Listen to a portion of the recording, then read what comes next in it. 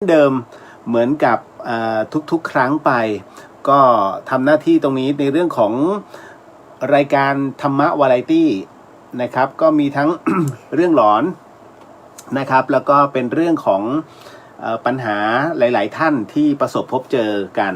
ไม่ว่าจะเป็นทั้งปัญหาทางธรรมปัญหาในเรื่องของอาจินไตยเรื่องลึกลับอะไรต่างๆนะฮะก็มีมาเรื่อยๆ นะครับก็ท่านใดที่ไม่คือทุกวันนี้มันก็เยอะ จะบอกว่าท่านใดที่มีปัญหาก็ส่งมาได้ทางmessenger นะฮะวันต่อวันมันก็เยอะอยู่แล้วเนาะนะฮะเดี๋ยวก่อนวันนี้อาจจะแปลกๆนะฮะเพราะว่าไม่ได้ใส่หมวกก็ตามสัญญาครับพอดีว่ามีคุณผู้ฟังนะฮะที่ติดตามรายการขอว่าสักวันหนึ่งได้ไหมนะฮะพี่เลียวหัวล้านหรือเปล่า ก็เฉลยเลยนะฮะหัวมันไม่ล้านฮะแต่ว่ามันก็ไปหลายแสนแล้ว มันออกเถิกๆนะฮะไม่เป็นไรมันดูไม่วัยรุ่นใช่ไหมนะปกติคือคาแรคเตอร์ผมอะจะต้อง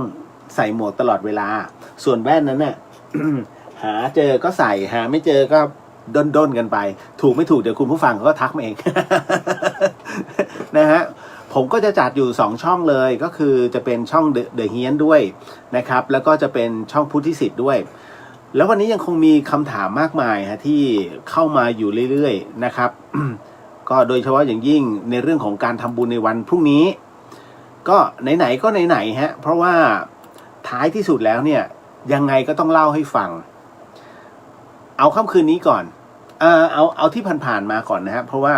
เดี๋ยวต้องบอกคุณผู้ฟังครับวันนี้ตลอดทั้งรายการผมขออนุญาตนะฮะคุณผู้ฟังฮะขออนุญาตครูบาอาจารย์ด้วยมันจะมีเรื่องหลอนปะปนเป็นเรื่องหลอนแท้ๆเลยฮะเป็นเรื่องหลอนจริงๆแล้วก็ผมจะจัดไว้ที่ท้ายเพราะว่าผู้ใหญ่ ที่มีพรรษาสูงเลยก็จะนอน ส่วนวัยรุ่นที่ฟังอยู่อ่ะนะครับเดี๋ยววันนี้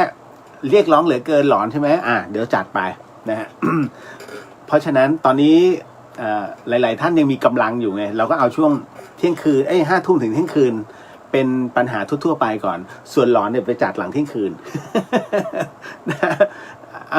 เอาตามนี้คือถ้าใครเรียกว่า หูตาฝ้าฟางแล้วนะครับก็เดี๋ยวท่านก็หลับไปเองไม่แล้ววันศุกร์ผมมีฉีดวัคซีนไงเข็ม2เสียวไอ้เข็มแรกเนี่ยเขาบอกว่าอันนั้นยังหนมแต่ไอ้เข็ม2นี่แหละมันตัวปัญหาเราก็นะไม่เป็นไรหรอกนะฮะสั่งจิตตัวเองไว้แล้วปลอดภัย คุณผู้ฟังครับเดี๋ยวก่อนนะต้องขออนุญาตก่อนว่าที่ผ่านมาต้องโมทนาสาธุกับทุกท่านนะครับที่ร่วมบุญกับ หลวงปู่โบเกตนะครับ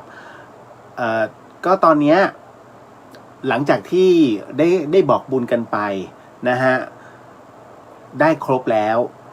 นะครับเป็นจำนวนเงินทั้งสิ้น1,900,000 บาทก็โมทนาสาธุกับทุกท่านด้วยที่ร่วมบุญผมเองก็ทำไม่ใช่ไม่ทำนะฮะแล้วในขณะเดียวกันอันนี้ต้องบอกก่อนว่าทางน้องนะฮะผู้จัดส่งพระปิตาเนี่ยฮะก็พยายามจะเคลียร์อยู่เรื่อยๆนะเคลียร์อยู่เรื่อยๆนะครับไม่เดี๋ยวบางคนมีความกังวลใจว่าฉันยังไม่ได้ใจเย็นๆฮะน้องเขาเคลียร์ให้นะฮะถ้าสมมุติว่าผมบอกว่าหมดแล้วนะฮะอันเนี้ยถ้าไม่ได้ทิ้งไว้สัก2-3 วันแล้วค่อยส่งข้อความมา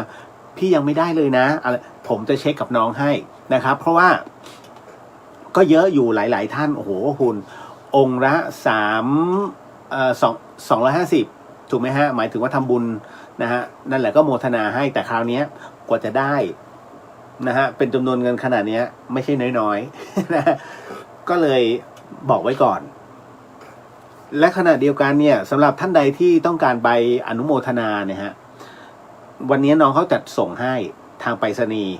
นะครับก็ทยอยเช่นกันขอเวลานิดนึงขอเวลาเขาส่งของหมายถึงว่าไปรษณีย์หรือว่าเคอรี่อย่างเงี้ยฮะนิดนึงนะครับภายในอาทิตย์นี้ถ้ายังไม่ได้ค่อยมาว่ากันแล้วก็ในส่วนของยังมีพระเนี่ยที่เหลืออยู่นะครับอะไรก็เลยต้องบอกบุญก่อนว่าอย่างเสนาสนะ นะครับเสนาสนะนั้นยังท่านยังขาดอยู่ เพราะฉะนั้นเดี๋ยวขอปิดตรงนี้ให้จบก่อนแล้วที่เหลือเนี่ยค่อยบอกบุญทำเสนาสนะให้กับครูบาอาจารย์ท่านนะครับก็ใครที่ทำบุญประมาณนี้เราก็จะจัดส่งตรงนี้ให้นะทั้งหมดทั้งมวลเนี่ยนะฮะเพื่อพระพุทธศาสนาทั้งนั้นไม่ได้เอาไปไหนเลยนะครับยินดีด้วยนะครับแล้วก็โมทนาสาธุด้วยกับทุกท่านที่ร่วมบุญดีใจไม่ใช่หรอกโอ้โหมันปิติไงแล้วหลวงปู่ทราบแล้วนะครับทราบแล้วว่า ในส่วนที่หลายๆท่านทุกท่านนะฮะได้ร่วมบุญกันทั้งคุณผู้ฟังในสื่อโซเชียลด้วยแล้วก็คุณผู้ฟังที่ฟังทาง FM 104.50 MHz ด้วยนะครับแล้วก็คุณผู้ฟังทั่วๆไปด้วยฮะจากเพจอื่นๆ นะฮะก็ร่วมกันทำบุญตรงนี้ท่านรับทราบแล้วท่านก็มีปิตินะครับคือมีพรอยยินดีนะฮะมีความยินดีให้กับพวกเรานะฮะอานิสงส์มีไปคุยแล้วนะครับคุณได้อานิสงส์ตรงนี้เป็นที่เรียบร้อยสำเร็จเสร็จสิ้น เป็นเขาเรียกว่าเป็นบุญอันประณีตนี่เป็นไงล่ะ เอาละก็เดี๋ยวค่อยทักทายนะครับเพราะว่าหลายๆท่านอยากจะรู้ว่าวันพรุ่งนี้จะเป็นอีกหนึ่งงานบุญก็คือว่า ถ้าทางเหนือเขาเรียกว่าเปรตพีเป็นเรียกว่าเป็นการทำบุญใหญ่แล้วกันคืออย่างนี้ฮะพอดีหลวงพี่นุกเนี่ยหลวงพี่ศรีนรินทร์ก็บอกว่าเนื่องจากพรุ่งนี้เป็นวันเปรตพีก็เลยอยากจะทำบุญให้กับอาจารย์แม่ชีเพียงเดือนซึ่งเป็นอาจารย์ใหญ่แล้วก็มาเป็นพระอาจารย์ภัสกรภูริวัฒโนซึ่งก็เป็นครูบาอาจารย์ของเรานะฮะ ในวันพรุ่งนี้ด้วยพร้อมกับโยมพ่อท่านนะฮะโยมแม่ท่านที่เสียไปก็ท่านอยากจะทำบุญก็เลยส่งลงในสื่อโซเชียลนะครับผมก็เลย forward ตามแล้วหลายๆท่านก็ถามมาว่าไอ้เปรตพีเนี่ยคืออะไรเดี๋ยวก็จะอธิบายให้ฟังนะฮะผมต้องบอกก่อนว่าธรรมสถานมหาวิทยาลัยเชียงใหม่เนี่ยจะเกิดขึ้นไม่ได้เลยนะครับถ้าไม่ได้เรียกว่าพระอาจารย์ภัสกรภูริวัฒโนนะครับ เนื่องจากว่ามันมีที่มาที่ไปตรงที่ว่า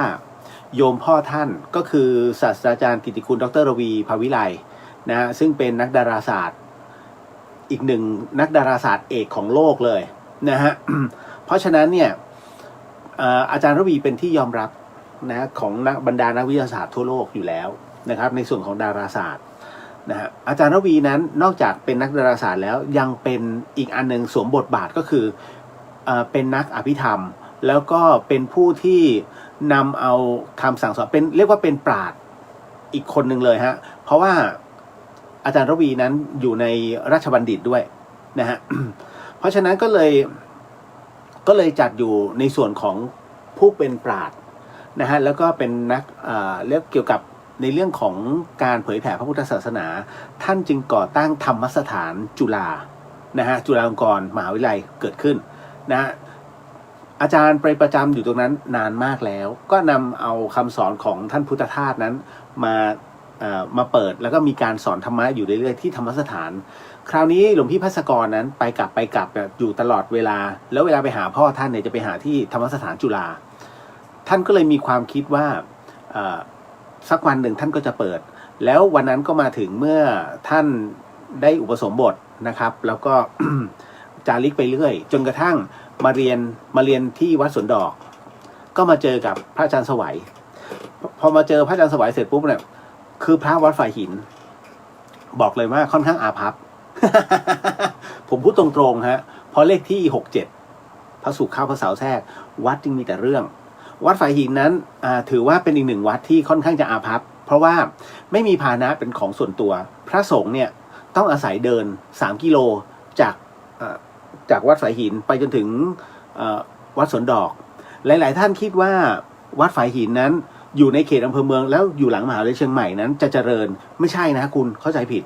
วัดฝ่ายหินยังไม่มีน้ำประปานะฮะงงใช่ไหม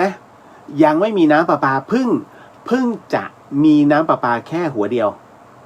สองหัวตอนนี้มี2 หัวแล้ว ดูเหมือนดีใจนะฮะมี2 หัวเพราะว่าทุกคนคิดว่าประปาคงจะเดินถึงไม่ถึงครับเพราะว่ามันเหินขึ้นเพราะมันเหินขึ้นเนี่ยแรงดันเนี่ยมันต้องอาศัยนะฮะเพราะฉะนั้นหมดสิทธิ์วัดฝ่ายหินจึงหมดสิทธิ์ในเรื่องของน้ำประปาเข้าถึง นะฮะเพิ่งจะมาต่อได้เมื่อไม่กี่ปีที่ผ่านมานะตอนแรกเป็นหัวเดียวแล้วรู้สึกว่าตอนนี้มาเป็น2หัวแล้วสามารถแยกออกไปแต่พระเนนทั้งวัดใช้กันอะเพียบหลายชีวิตนี่ยังไม่รวมสิงสาราสัตว์นะ ที่อยู่ในวัดที่ต้องอาศัยน้ำเพราะฉะนั้นทุกๆฤดูร้อนวัดไฟหินต้องสั่งน้ำจากเทศบาลขึ้นมาบางครั้งก็ฟรีบางครั้งก็เสียตังค์แล้วเสียตังค์ทีน้ำถังใหญ่มันไม่ใช่100-200นะคุณเป็นพัน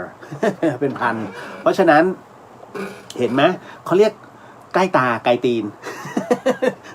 มองดูแล้วเฮ้ยเหมือนจะเจริญไม่เจริญเลยฮะวัดไฟหินเป็นเขาเรียกไกลปืนเที่ยงเป็นวัดที่อยู่ด้านหลังเลยถ้าคุณไม่จงใจมาไม่ถึง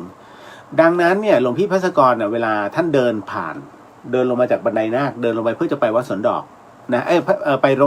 วัดสวนดอกเพื่อไปเรียนนะฮะที่มจร.ก็ปรากฏว่าท่านก็เห็นนะฮะเหมือนกับเป็นอาคารร้างๆอันหนึ่งซึ่งทางมช.ปิดตายเอาไว้นะท่านก็เลยไปขออาจารย์ด็อกเตอร์พระอาจารย์สวัยนะว่าอยากจะขอทำตรงนี้เป็นธรรมสถานได้ไหมเพราะว่าถูกปิดเอาไว้แล้วทางมช.มอบให้วัดฝ่ายหินเป็นผู้ดูแลพระอาจารย์สวัยก็เลยอนุญาตตั้งแต่นั้นเป็นต้นมาเนี่ยหลวงพี่ภัสกรก็เลยนำพระอาจารย์สวัยเนี่ยอนุญาตเสร็จปุ๊บหลวงพี่ภัสกรจึงนำเรื่องนี้ไปปรึกษาอาจารย์แม่ชีเพียงเดือนซึ่งเป็นอาจารย์ของท่านอาจารย์แม่ชีก็มาดูก็โอเคตั้งแต่นั้นทั้งสองท่านก็นะฮะช่วยกันพัฒนาขึ้นมาจนเป็นธรรมสถานทุกวันนี้นะครับถึงได้บอกว่าทั้งสองท่านนั้นนะฮะ1แม่ชีกับ1พระนะครับร่วมกันพัฒนาขึ้นมาจนเป็นรูปเป็นร่างนะครับแล้วก็เรียกว่าเป็นหนึ่งสถานที่ที่ต่อบุญให้กับหลายๆท่านอยู่เรื่อยๆนะครับผมจึงเล่าที่มาที่ไปตรงนี้สำหรับในเรื่องของการทำบุญวันพรุ่งนี้นะฮะแล้วคราวนี้คำว่าเปรตพลีนั้นคืออะไรเปรตดูน่ากลัวเพราะมันคือคำว่าเปรตเนี่ยมันเป็นอะไรที่ฟังแล้วมันดูน่ากลัวตรงที่ว่าคนที่จะเป็นเปรตได้เนี่ยมันต้องทำแต้มบุญ ไม่ใช่เขาเรียกทำแต้มบาปเอาไว้พอสมควรไม่ว่าจะเป็นพวกโกงกินด่าพ่อแล้ว ด่าพ่อด่าแม่ชาวบ้านทำความเดือดร้อนให้กับชาวบ้านทำความเดือดร้อนให้กับพระนะฮะเห็นไหมเราอยู่เฉยๆแต่เรื่องมาหาเองไอ้คนประเภทเนี้ยเรียบร้อยประเภทหวงสมบัติซึ่งไม่ใช่สมบัติตนเอามาเป็นของตนเป็นเปรตทั้งหมดเปรตนี้มี4 จำพวกนะแต่ว่าแยกออกไปอีกต่างหากเพราะฉะนั้นถามว่าเปรตมีจริงไหม100% 100%ฮะนะครับ คราวนี้แล้วทำไมจึงทำบุญแบบรวบเลยคืออย่างนี้ฮะมันเป็นความเชื่อนะครับอันนี้ผมต้องบอกก่อนนะเรื่องของช่วงของเทศกาลเปรตพีเนี่ย นะฮะพอดีมีโยมเขาถามเข้ามาด้วยนะครับว่ามันคืออะไรนะฮะอยากให้ช่วยอธิบายให้หน่อยผมก็อธิบายไปเลยว่าเปรตพีเนี่ยมันเป็นพิธีของชาวล้านนานะฮะเปรตพีนะจะมีขึ้นก่อนออกพรรษา1 เดือนฮะเพราะฉะนั้นวันพรุ่งนี้คือวันที่21ขึ้น15ค่ำถูกไหมฮะ เพราะฉะนั้นเนี่ย15ค่ำเดือน8ดังนั้นเปรตพีจึงมีวันพรุ่งนี้เพราะต่อจากวันพรุ่งนี้เป็นต้นไปนับไปอีกนะฮะ1 เดือนก็คือวันที่21ตุลานั่นคือออกพรรษานะฮะเพราะฉะนั้นเนี่ยเขาจึงถือว่าวันนี้นะเป็นวันที่ทำบุญในเรื่องของเปรตพีนั้นมันก็คือว่าครั้งหนึ่งในสมัยพุทธกาลนะครับ ด้วยแดนนรกผมบอกแล้วนะว่าในสมัยพุทธกาลเมื่อผมเคยเล่าเรื่องของพระมาลัยถูกไหมแต่พระมาลัยนั้นน่ะพระมาลัยนั้นถือว่าเป็นเรื่องราวของลังกาเป็นเรื่องราวของชาวศรีลังกาแต่ถ้าเป็นของชาวพุทธเนี่ยเป็นเรื่องของพระโมคคัลลาครั้งหนึ่งพระโมคคัลลานั้นนะฮะ ในขณะที่นรกทุกขุมเนี่ยกำลังทำการทรมานพวกที่มักก่อกรรมทั้งหลายนะฮะไม่ว่าจะเป็นขุมไหนก็แล้วแต่สันชีวะนะฮะกาลสุตตะหรือว่าจะมาเป็นในเรื่องของโรรุวะทั้งหมดโดนหมดเลยทุกอันกำลังทรมานอยู่ แต่ปรากฏว่าด้วยไฟนรกทั้งหลายที่มันเผาผลาญมนุษย์เนี่ยนะฮะหรือว่า พวกวิญญาณทั้งหลายพวกวิญญาณชั่วทั้งหลายเนี่ยณตรงนี้นี่เองในขณะที่เผาอยู่ปรากฏว่าไฟนรกนั้นดับปรากฏว่าพอไฟนรกดับปุ๊บตกใจฮะท่านท้าวพญายมราชก็เลยหาเหตุก่อนเกิดอะไรขึ้นทำไมไฟนรกจึงไม่ทำงานปรากฏว่ามีรายงานฮะบอกว่าบัดนี้ พระโมคคัลลานะฮะได้เดินทางนะฮะคือเหาะมาเลยพระโมคคัลลานั้นเหาะมาที่นรกในแดนนรกไปทุกขุมนะฮะแล้วบอกว่าวันนี้หยุด1 วันเป็นวันที่ไฟนรกนั้นดับมอดลงนะฮะเพื่อที่จะให้บรรดาเปรตนั้นได้มีโอกาส1 วันมีโอกาส1 วันเพื่อที่จะให้เปรตนั้นได้ไปรับอานิสงส์ผลบุญไอ้ที่ไม่เคยได้รับผลบุญก็ให้ได้รับซะเพราะเปรตนั้นเนี่ยไม่สามารถจะรับผลบุญได้มีเปรตอยู่แค่ชนิดเดียวฮะที่รับผลบุญได้คือเปรตประเภทที่มีนิสัยชอบทำบุญเช้าเข้าวัดกลางคืนเข้าเทค นะเพราะฉะนั้นไอ้เปรตพวกนี้นะครับมันจึงได้รับอานิสงส์ผลบุญอยู่เรื่อยๆนะฮะแต่ถ้าตรงเนี้ยในวันเปรตทุกชนิดสามารถได้รับอานิสงส์ผลบุญดังนั้นไม่ว่าจะเป็นพวกมนุษย์หรือว่าจะเป็นพวกสัพพวิญญาณทั้งหลายหรือว่าสัมภเวสีทั้งหลายสำหรับในวันพรุ่งนี้นั้นเนี่ยผมใช้คำว่าเขามีความเชื่อว่านรกนั้นจะหยุดทรมานเพื่อที่จะปลดปล่อยให้สัพพวิญญาณนั้นขึ้นมารับบุญรับบุญกับญาติที่อยู่บนโลกมนุษย์นะฮะให้ได้รับอานิสงส์ผลบุญในวันพรุ่งนี้เขาจึงเรียกว่าเปรตพรีและครั้งนี้ทั้งนั้นแล้วเกี่ยวอะไรกับอย่างพระอาจารย์ภัสกรหรือว่าอาจารย์แม่ชีเพียงเดือนอันนั้นหมายถึงว่าทำบุญให้กับทวยเทพเทวดาทำบุญให้กับครูบาอาจารย์หรือว่าผู้มีพระคุณนะฮะเพราะฉะนั้น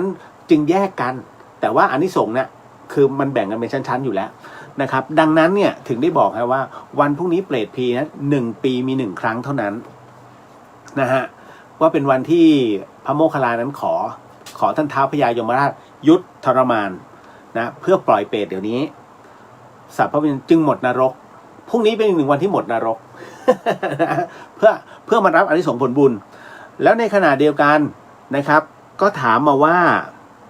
มันจะเหมือนแบบบุญเหมือนกับอะไรนะเดี๋ยวนะฮะจับฉลากทำบุญไหมคะจับฉลากทำบุญอันนี้หมายถึงว่าสลากกระพัดใช่ไหมฮะหรือว่าตาลก๋วยเมืองเหนือเขาเรียกตาลก๋วยหรือว่าสลากกระพัดอันเนี้ยต้องบอกก่อนว่าสลากกระพัดนั้นมักจะทำเดือน6กับเดือน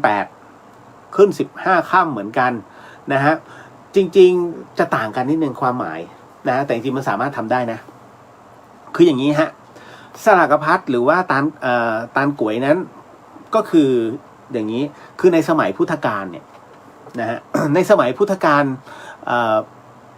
ด้วยนะช่วงนั้นน่ะข้าวยากหมากแพงชาวบ้านชาวนาทั้งหลายเนี่ยผลผลิตไม่ค่อยดีนะฮะก็เลยมองว่าโอ้โหถ้าจะใส่บาตรพระสงฆ์ทั้งหมดเนี่ยคงจะยากมันคงไม่พอเพราะพระสงฆ์เยอะเหลือเกินดังนั้นต้องหาผู้โชคดีชาวบ้านจึงนำเอาความเนี้ยไปกราบเรียนองค์พระสัมมาสัมพุทธเจ้าแล้วก็ถามพระพุทธเจ้าว่าข้าแต่องค์พระสัมมาสัมพุทธเจ้าถ้าพวกข้าพเจ้านั้นจะใช้วิธีการจับฉลากนะให้ในการทำบุญให้กับพระจะบาปไหมพระพุทธเจ้าท่านทรงอนุญาตฮะเพราะฉะนั้นเมื่อทรงอนุญาตเสร็จปุ๊บก็เลยมีการจับฉลากเกิดขึ้นโดยการทำฉลากขึ้นมาแล้วเพราะของที่ถวายไม่พอไงนะฮะมาสมมุติว่ามีพระ100ของมีทั้งหมด60อย่างเงี้ยจะไม่ได้40ต้องจับฉลากก็เลยทำเป็นตาลก๋วยก็คือทำเป็นฉลากแหละให้จับพอจับขึ้นมาได้เสร็จปุ๊บพระรูปไหนที่ได้เบอร์เดินตามหา แล้วก็ให้พรนั่นแหละครับนั่นก็คืออันนั้นคือสลากกระพัดหรือว่าตาลก๋วยนะครับก็จะต่างจากเปรตพีก็ตรงเนี้ยตรงที่ตาลก๋วยนั้นเขาก็คือทำบุญให้กับผู้ล่วงลับไปแล้วนั่นแหละนะฮะส่วนเปรตพีอันนั้นหมายถึงว่า สำหรับนรกเลยนะที่อยู่ในขุมนรกนะขึ้นมาได้ในวันพรุ่งนี้เรื่องราวทั้งหมดเปรตพีเก็ตนะดูน่ากลัวไหม นะฮะวันพรุ่งนี้คือ15 ค่ำจะมีก่อนทุกๆครั้งไปนะฮะจะมีก่อนการออกพรรษา1 เดือนให้จำไว้เลยก็จะมีเขาเรียกว่าเทศกาลเปรตพีนะครับหลายๆคนก็เตรียมแล้วล่ะเตรียมที่จะใส่บาตรพรุ่งนี้ก็ไม่รู้เหมือนกันตื่นทันก็ใส่ เสร็จปุ๊บเดี๋ยวให้ข้าวน้องๆหลับนะครับ ต้องรีบก่อนขออนุญาตทักทายก่อนเนาะนะฮะแป๊บหนึ่งคุณน็อต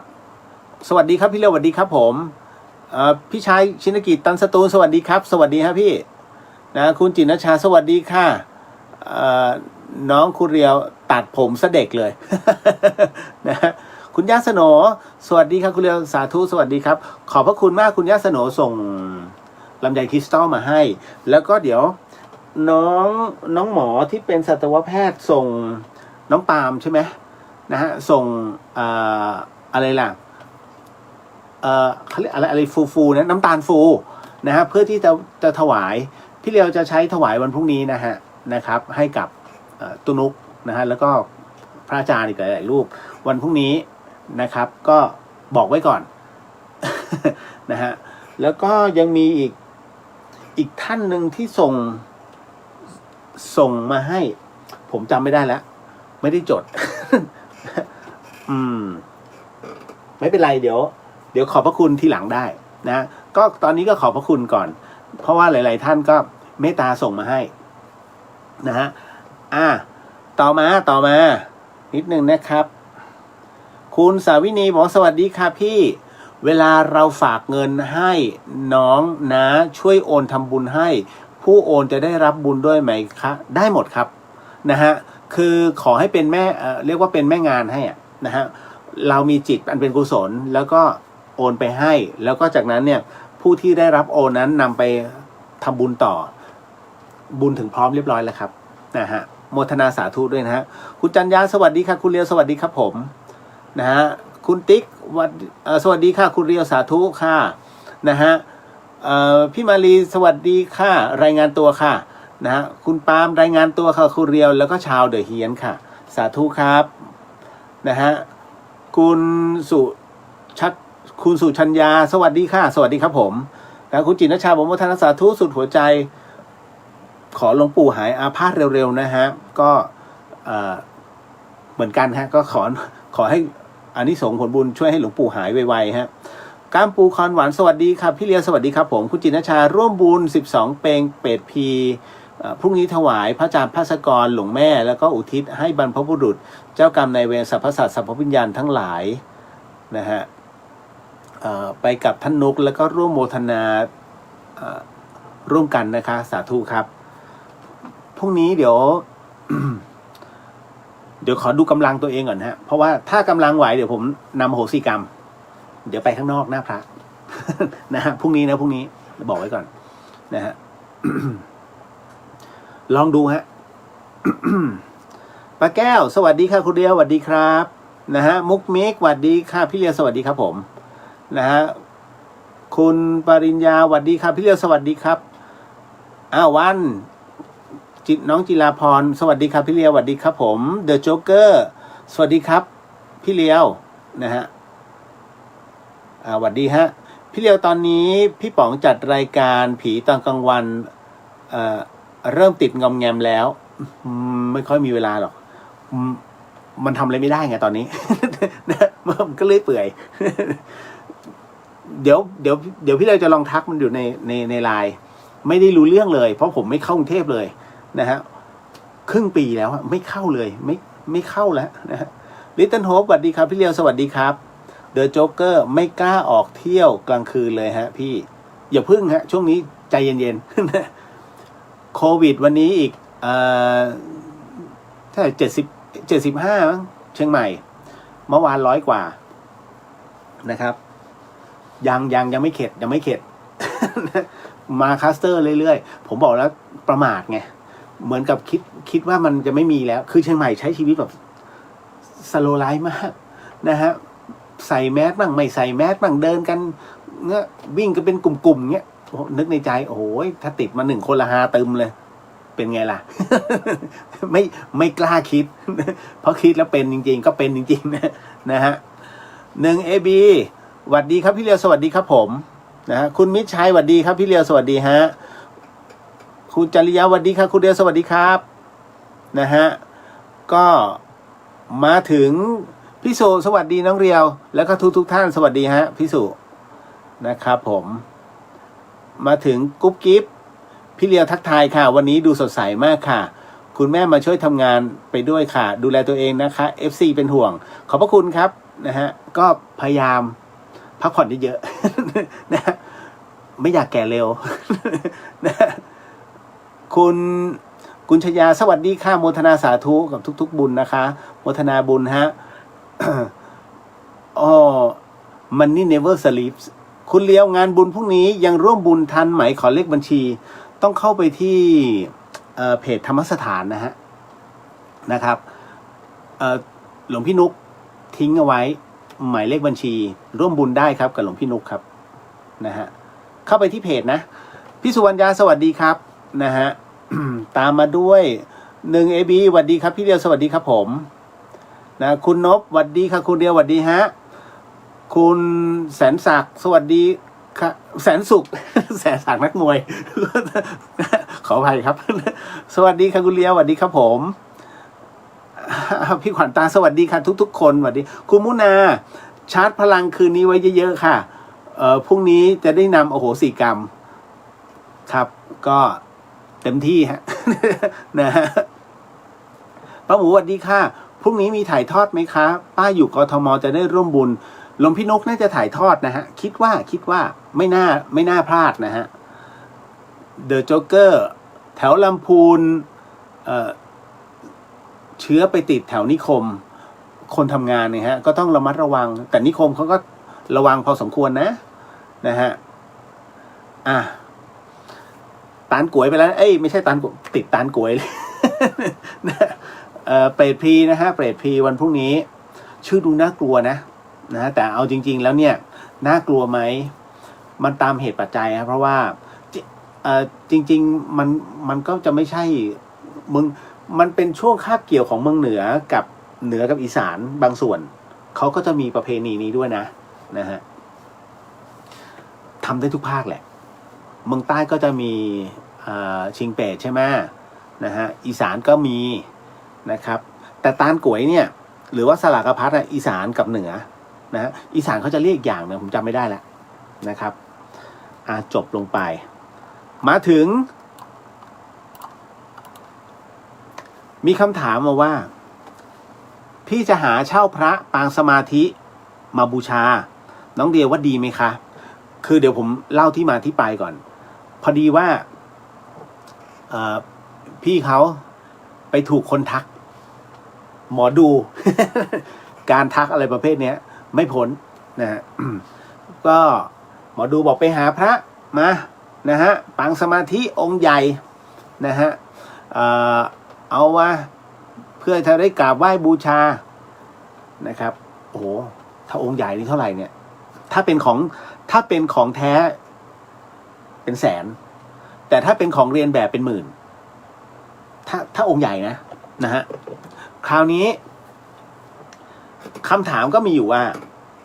ถ้าไปหาเช่าพระปางสมาธิองค์ใหญ่มาบูชาเนี่ยนะครับถ้าเป็นของเรียนแบบไม่มีปัญห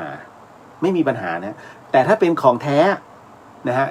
ที่ว่าของแท้นั้นต้องเป็นของวัดนะถูกไหมฮะแล้วนึกในใจไอ้ที่บอกพระแท้ๆเลยเนี่ยของเก่าโบราณถามว่าตกลงแล้วมาอยู่ที่คนขายได้ยังไงวัดวาต่างๆหรือว่าพระต่างๆเนี่ยท่านตกอับขนาดขายพระให้กับพวกนี้เหรอมันก็มี2 อย่างที่เป็นไปได้คือ1ไปขุดมา2กับขโมยมาถูกไหมฮะเพราะว่าพระท่านขายพระไม่ได้ซวยสิปาราชิกดิต้องอาบัติหนักสิเอาพระพุทธรูปจากวัดเนี่ยไปขายกินอย่างเงี้ยไม่มีพระท่านไม่ทำกันนะฮะเพราะฉะนั้น มันก็มีแค่2เหตุผลก็คือของเก่าที่อยู่ในกุแล้วก็ไปขุดซึ่งมันเป็นของวัดถูกไหมฮะ2ก็คือของวัดนั่นแหละขโมยมาตกลงเนี่ยของที่อยู่ในกุเนี่ยเขาสวดแล้วก็เอาไว้เป็นทรัพย์สินของวัดทรัพย์สินของแผ่นดินเพื่อวันหนึ่งเนี่ยนะฮะถ้ามีโอกาสบุคคลที่เหมาะสมนั้นก็จะเอาขึ้นมาเพื่อนำมาเป็นพุทธบูชาต่อไปแต่ไม่ใช่เอาไปเป็นพุทธพาณิชย์ดังนั้นเนี่ยถึงได้บอกนะว่าพวกที่เอาพระไปขายตอนแรกดูดีตอนหลังชีวิตพังมันจะมีอุปสรรคหลายอย่างนะครับเพราะอะไรก็เพราะว่าด้วยตรงเนี้ยมันคือของวัดที่เขาขโมยกันมาแล้วก็เอามาขายถูกไหมฮะไม่เชื่อก็ลองสืบผมถามมีใครหล่อพระขึ้นมาเพื่อของเก่าที่บ้านฉันจะเอามาไว้บูชานะฮะไม่มีฮะส่วนใหญ่หล่อขึ้นมาเพื่อถวายวัดหมดแต่บัดนี้จากของวัดไปอยู่ที่ร้านค้าทั้งหลายมันจึงมีคำถามไงว่ามันอยู่ได้ไงนี่แหละเอาไว้ให้คิดฮะผมถึงต้องบอกว่าตกลงว่ามันเป็นของดีหรือว่าของเสียล่ะถ้าเป็นของวัดที่เขาขโมยมาแล้วเราไปเช่าบูชามาถามว่าเป็นสิทธิ์ของเราถูกไหมมันก็ถูกตามนัยยะแต่ถ้าสืบลงไปเนี่ยตอนที่มันเกิดขึ้นเนี่ยนะฮะแต่ว่าตอนนี้มันตั้งอยู่ที่บ้านเรานะฮะแล้วดับตอนที่ดับไปลูกหลานไปขาย ถูกไหมมันจะเป็นการคงที่มากตอนที่เกิดขึ้นนะเกิดขึ้นที่ไหนเกิดขึ้นที่วัดนี่แหละฮะแล้วก็ขโมยมาบุญหรือบาปแต่ถ้าเรียนแบบไม่มีปัญหาเรียนแบบก็เอาไปเข้าพิธีไปทำเบิกเนตรครับจบนั่นแหละครับก็ใช้ได้นะครับ แนะนำว่าเป็นของเรียนแบบนะฮะใครจะบอกของฉันเก่าแค่ไหนให้นึกในใจงั้นแสดงมึงขโมยมา มีแค่นั้นแหละฮะพระมันก็ต้องอยู่กับวัดมันมีครั้งหนึ่งฮะในครั้งอันนี้หลวงพี่ภัสกรก็อยู่ที่บ้านฝายหินเคยมีครั้งหนึ่งที่ต้นโพถล่มต้นโพนะบนวัดฝายหินที่ใต้ต้นโพนั้นจะมีพระ3 ตนนะฮะหรือว่าพระ3 องค์ที่เมืองเหนือเนี่ยเวลาพระนะฮะเขาจะเรียกเหมือนเราถ้าเราภาคกลางเนี่ยเราก็จะเรียกองค์ถูกไหมถ้าเป็นวัตถุเนี่ยเรียกองค์แต่ถ้าเป็นคนเรียกรูปเพราะฉะนั้นจะมีพระ3 องค์แต่เมืองเหนือให้เรียกตนนะฮะตนเนี่ยจะใช้ทั้งคนแล้วก็ทั้งปูนได้หมดนะเมืองเหนือเขาใช้แบบนี้ คราวนี้ที่ใต้ต้นโพนั้นจะมีพระ3 ตนเนี่ยนะเป็นพระปูนตั้งอยู่นะฮะแต่ละตนนั้นตั้งห่างกันก็ประมาณสัก10 เซนแค่นั้นเลยห่างกันปรากฏว่าตรงนั้นมันมีต้นโพใหญ่มากฮะใหญ่มากๆนะฮะเรียกว่าใช้คำว่า2 คนครึ่งโอบใช้คำนี้2 คนครึ่งโอบนี่ถือว่าใหญ่นะทำเป็นเล่นไปนะฮะธรรมสถานนี่ก็2 คนครึ่งอะถือว่าใหญ่นะฮะธรรมสถานเนี่ย2 คนครึ่งโอบแล้ว แล้วคราวนี้ก็ต้องบอกว่าพระทุกรูปผมเองตอนนั้นก็บวชอยู่ผมยังมองเลยทุกวันเลยว่าไม่น่ารอดผมบอกเลยต้นโพมันมีต้นโพ2 ต้นไม่จริงๆไม่รอดทั้งคู่เพียงแต่ว่าต้นเนี้ยผมดูถล่มแน่ๆจัดรายการทั้งวันทั้งคืนผมยังบอกกับพระอาจารย์วิศวัตเลยบอกว่าพระอาจารย์ผมเนี่ยกลัวมากต้นโพต้นเนี้ยถล่มแน่ๆเลยเพราะผมเห็นว่ามันไม่ได้ตรงไงแต่มันเอียงพอมันเอียงเราก็รู้แล้วว่าเมื่อองศามันเคลื่อนจากความเป็นจริงเนี่ยโอกาสที่มันโตขึ้นแล้วมันน้ำหนักเยอะมันถล่มแน่ๆแล้วมันก็เป็นจริงๆฮะคุณผู้ฟังแต่ความอัศจรรย์เนี่ยผมบอกวัดฝายหินเนี่ยเป็นวัดที่อาภัพแต่ความอัศจรรย์วัดฝายหินเยอะมากไม่มีใครรู้บนวัดฝายหินมีพระปฏิบัตินะแต่ท่านไม่เปิดเผยตัวนะฮะ เพราะฉะนั้นเนี่ยจึงไม่ถูกรบกวนอันที่2มีสิ่งแปลกๆหรือเรียกว่าเป็นสิ่งศักดิ์สิทธิ์แล้วกันเรื่องนี้เกิดขึ้นหลายปีแล้วนะฮะปัจจุบันพระ3 ตนยังอยู่คือตอนนั้นน่ะมันมีพายุเกิดขึ้นแล้วมันพัดแรงมากปรากฏว่าต้นไม้เนี่ยฮะทั้งหมดทั้งมวลโค่นมาหมดเลยฮะโค่นตอนนั้นโค่นมาสัก5-6 ต้นแล้วเป็นต้นใหญ่ๆไปทั้งรากหนึ่งในนั้นมีต้นโพผมบอกเลยเรียบร้อยสงสัยงานช้างเพราะว่าอะไรเพราะว่าพระ3 ตนเนี่ยอยู่ที่ฐานเนี่ยข้างล่างเลยฮะ ข้างล่างต้นโพแต่ปรากฏว่าพอรุ่งเช้าขึ้นไปสิ่งอัศจรรย์เกิดขึ้นเพราะต้นโพนั้นล้มเบี่ยงนะฮะซึ่งมันเกิดขึ้นไม่ได้เลยมันจะเกิดขึ้นไม่ได้เพราะว่าต้นโพมันทิ้งน้ำหนักลงอะตรงกลางองค์ที่3แน่ๆ100%นะฮะคือประมาณว่าพอพระตั้งอยู่เนี่ยยังไงก็ต้องล้มแต่ปรากฏไม่ใช่อันนี้ปรากฏว่าล้มเบี่ยงฮะเพราะมันเอ็นอย่างนี้ถ้าล้มมันต้องลงนี้แต่นี่ไม่ใช่แต่ปรากฏมันลงนี้ซึ่งล้มเบี่ยงคนละทางกับรากเลยปกติมันต้องล้มตรงข้ามกับรากถูกไหมอันนี้ตกใจมากแล้วพอตีฟาดปุ๊บปรากฏว่ากุแตกครับที่ฐานเนี่ยมีพระฝังอยู่นะฮะปรากฏโอ้ยชาวบ้านลุ้มแห่แย่งกันใหญ่เลยฮะกุแตกไงกุฝายหินแตกโอ้มาปรากฏทุกคนแย่งเสร็จปุ๊บมีคนหนึ่งผมไม่บอกชื่อเพราะแกยังมีชีวิตอยู่อย่างอัตคัด โอ้ตอนแรกรวยมากคือแกเป็นพ่อค้านี่แหละแล้วก็เมานะฮะในอดีตนะฮะ แล้วก็มาแอบมาเอาของในธรรมสถานไปขายเห็นไหมจนกระทั่งหลวงพี่เนี่ยท่านก็เมตตาพระอาจารย์ภัสกรนะฮะท่านไม่เคยดุด่าแม้จะจับได้หลวงพี่ก็เลยกวักมือเรียกบอกว่าครั้งหน้าอย่าเข้ามาเอาของเพราะของอ่ะมันมีความจำเป็นที่จะต้องใช้นั่นแหละถ้าเดือดร้อนมาขอที่หลวงพี่จะให้แล้วหลวงพี่ก็เลยให้เงินไปจำนวนหนึ่งฮะเพื่อให้เขาหยุดซึ่งเขาก็สัญญาแล้วหยุดจริงๆนะคุณเขาหยุดแล้วก็ทำมาหากินหลวงพี่ขอในเรื่องของหยุดเหล้าได้ไหมเขาก็หยุดพอหยุดปุ๊บชีวิตดีขึ้นโอ้ใส่ทอง5 บาทขี่มอเตอร์ไซค์เป็นรถพ่วงขายของต่อ ใช้ชีวิตเปรมสุขเลยจนกระทั่งวันที่พายุมันพัดแล้วต้นโพนั้นล้มแล้วเบี่ยงลงมาตรงพระ3 ตนฐานพังนะฮะแต่พระยังคงอยู่เหมือนเดิมเรียกว่าขนไม่ได้หมายถึงว่าไม้เนี่ยขนไม่ได้เพราะมันใหญ่มากต้องตัดเป็นชิ้นเพราะกรูแต่ปุ๊บชาวบ้านมาแย่งกันหนึ่งในนั้นมีตาคนนี้แล้วตาคนนี้เอาพระไปเป็นพระทองคำ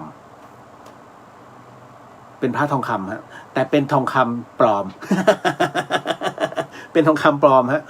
ซึ่งผมก็เอามาดูพระแต่ละชิ้นนี่นะฮะพระในกู่เนี่ยเอามาดูเอานี่มันพระใหม่นี่พระอาจารย์ก็พระใหม่พระไม่สัก30 ปีเป็นพระใหม่เลยนะซึ่งเขาเอาไว้ข้างในเฉยๆนะปรากฏว่าตาคนเนี้ยทุกคนคืนหมดยกเว้นตาคนนี้ไม่คืนเพราะคิดว่าเป็นทองคำพอเสร็จปุ๊บเป็นพระสมเด็จนะฮะแล้วก็พ่นสีทองอย่างดีเลยฮะอย่างดีเลยพอไปปรากฏว่าไม่คืนพอไม่คืนเสร็จปุ๊บคุณฟังเชื่อไหมตั้งแต่วันนั้นเป็นต้นมาชีวิตเขาดิ่งลงทอง5 บาทเริ่มขายบ้านที่มีเริ่มขายรถที่เป็นรถพ่วงขายของก็ขายชีวิตแย่มากนะฮะจนตอนหลังเนี่ยเขาเอาไปคืน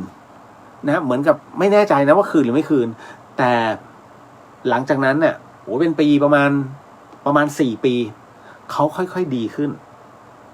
น่าจะดีขึ้นนะทุกวันนี้ยังมีชีวิตอยู่ก็ยังล้มลุกคลุกคลานอยู่กลับไปอีกแบบเดิมแต่ว่าสิ่งหนึ่งที่เขาไม่ทำก็คือการกินเหล้าเพราะหลวงพี่ภัสกรขอไว้นะฮะ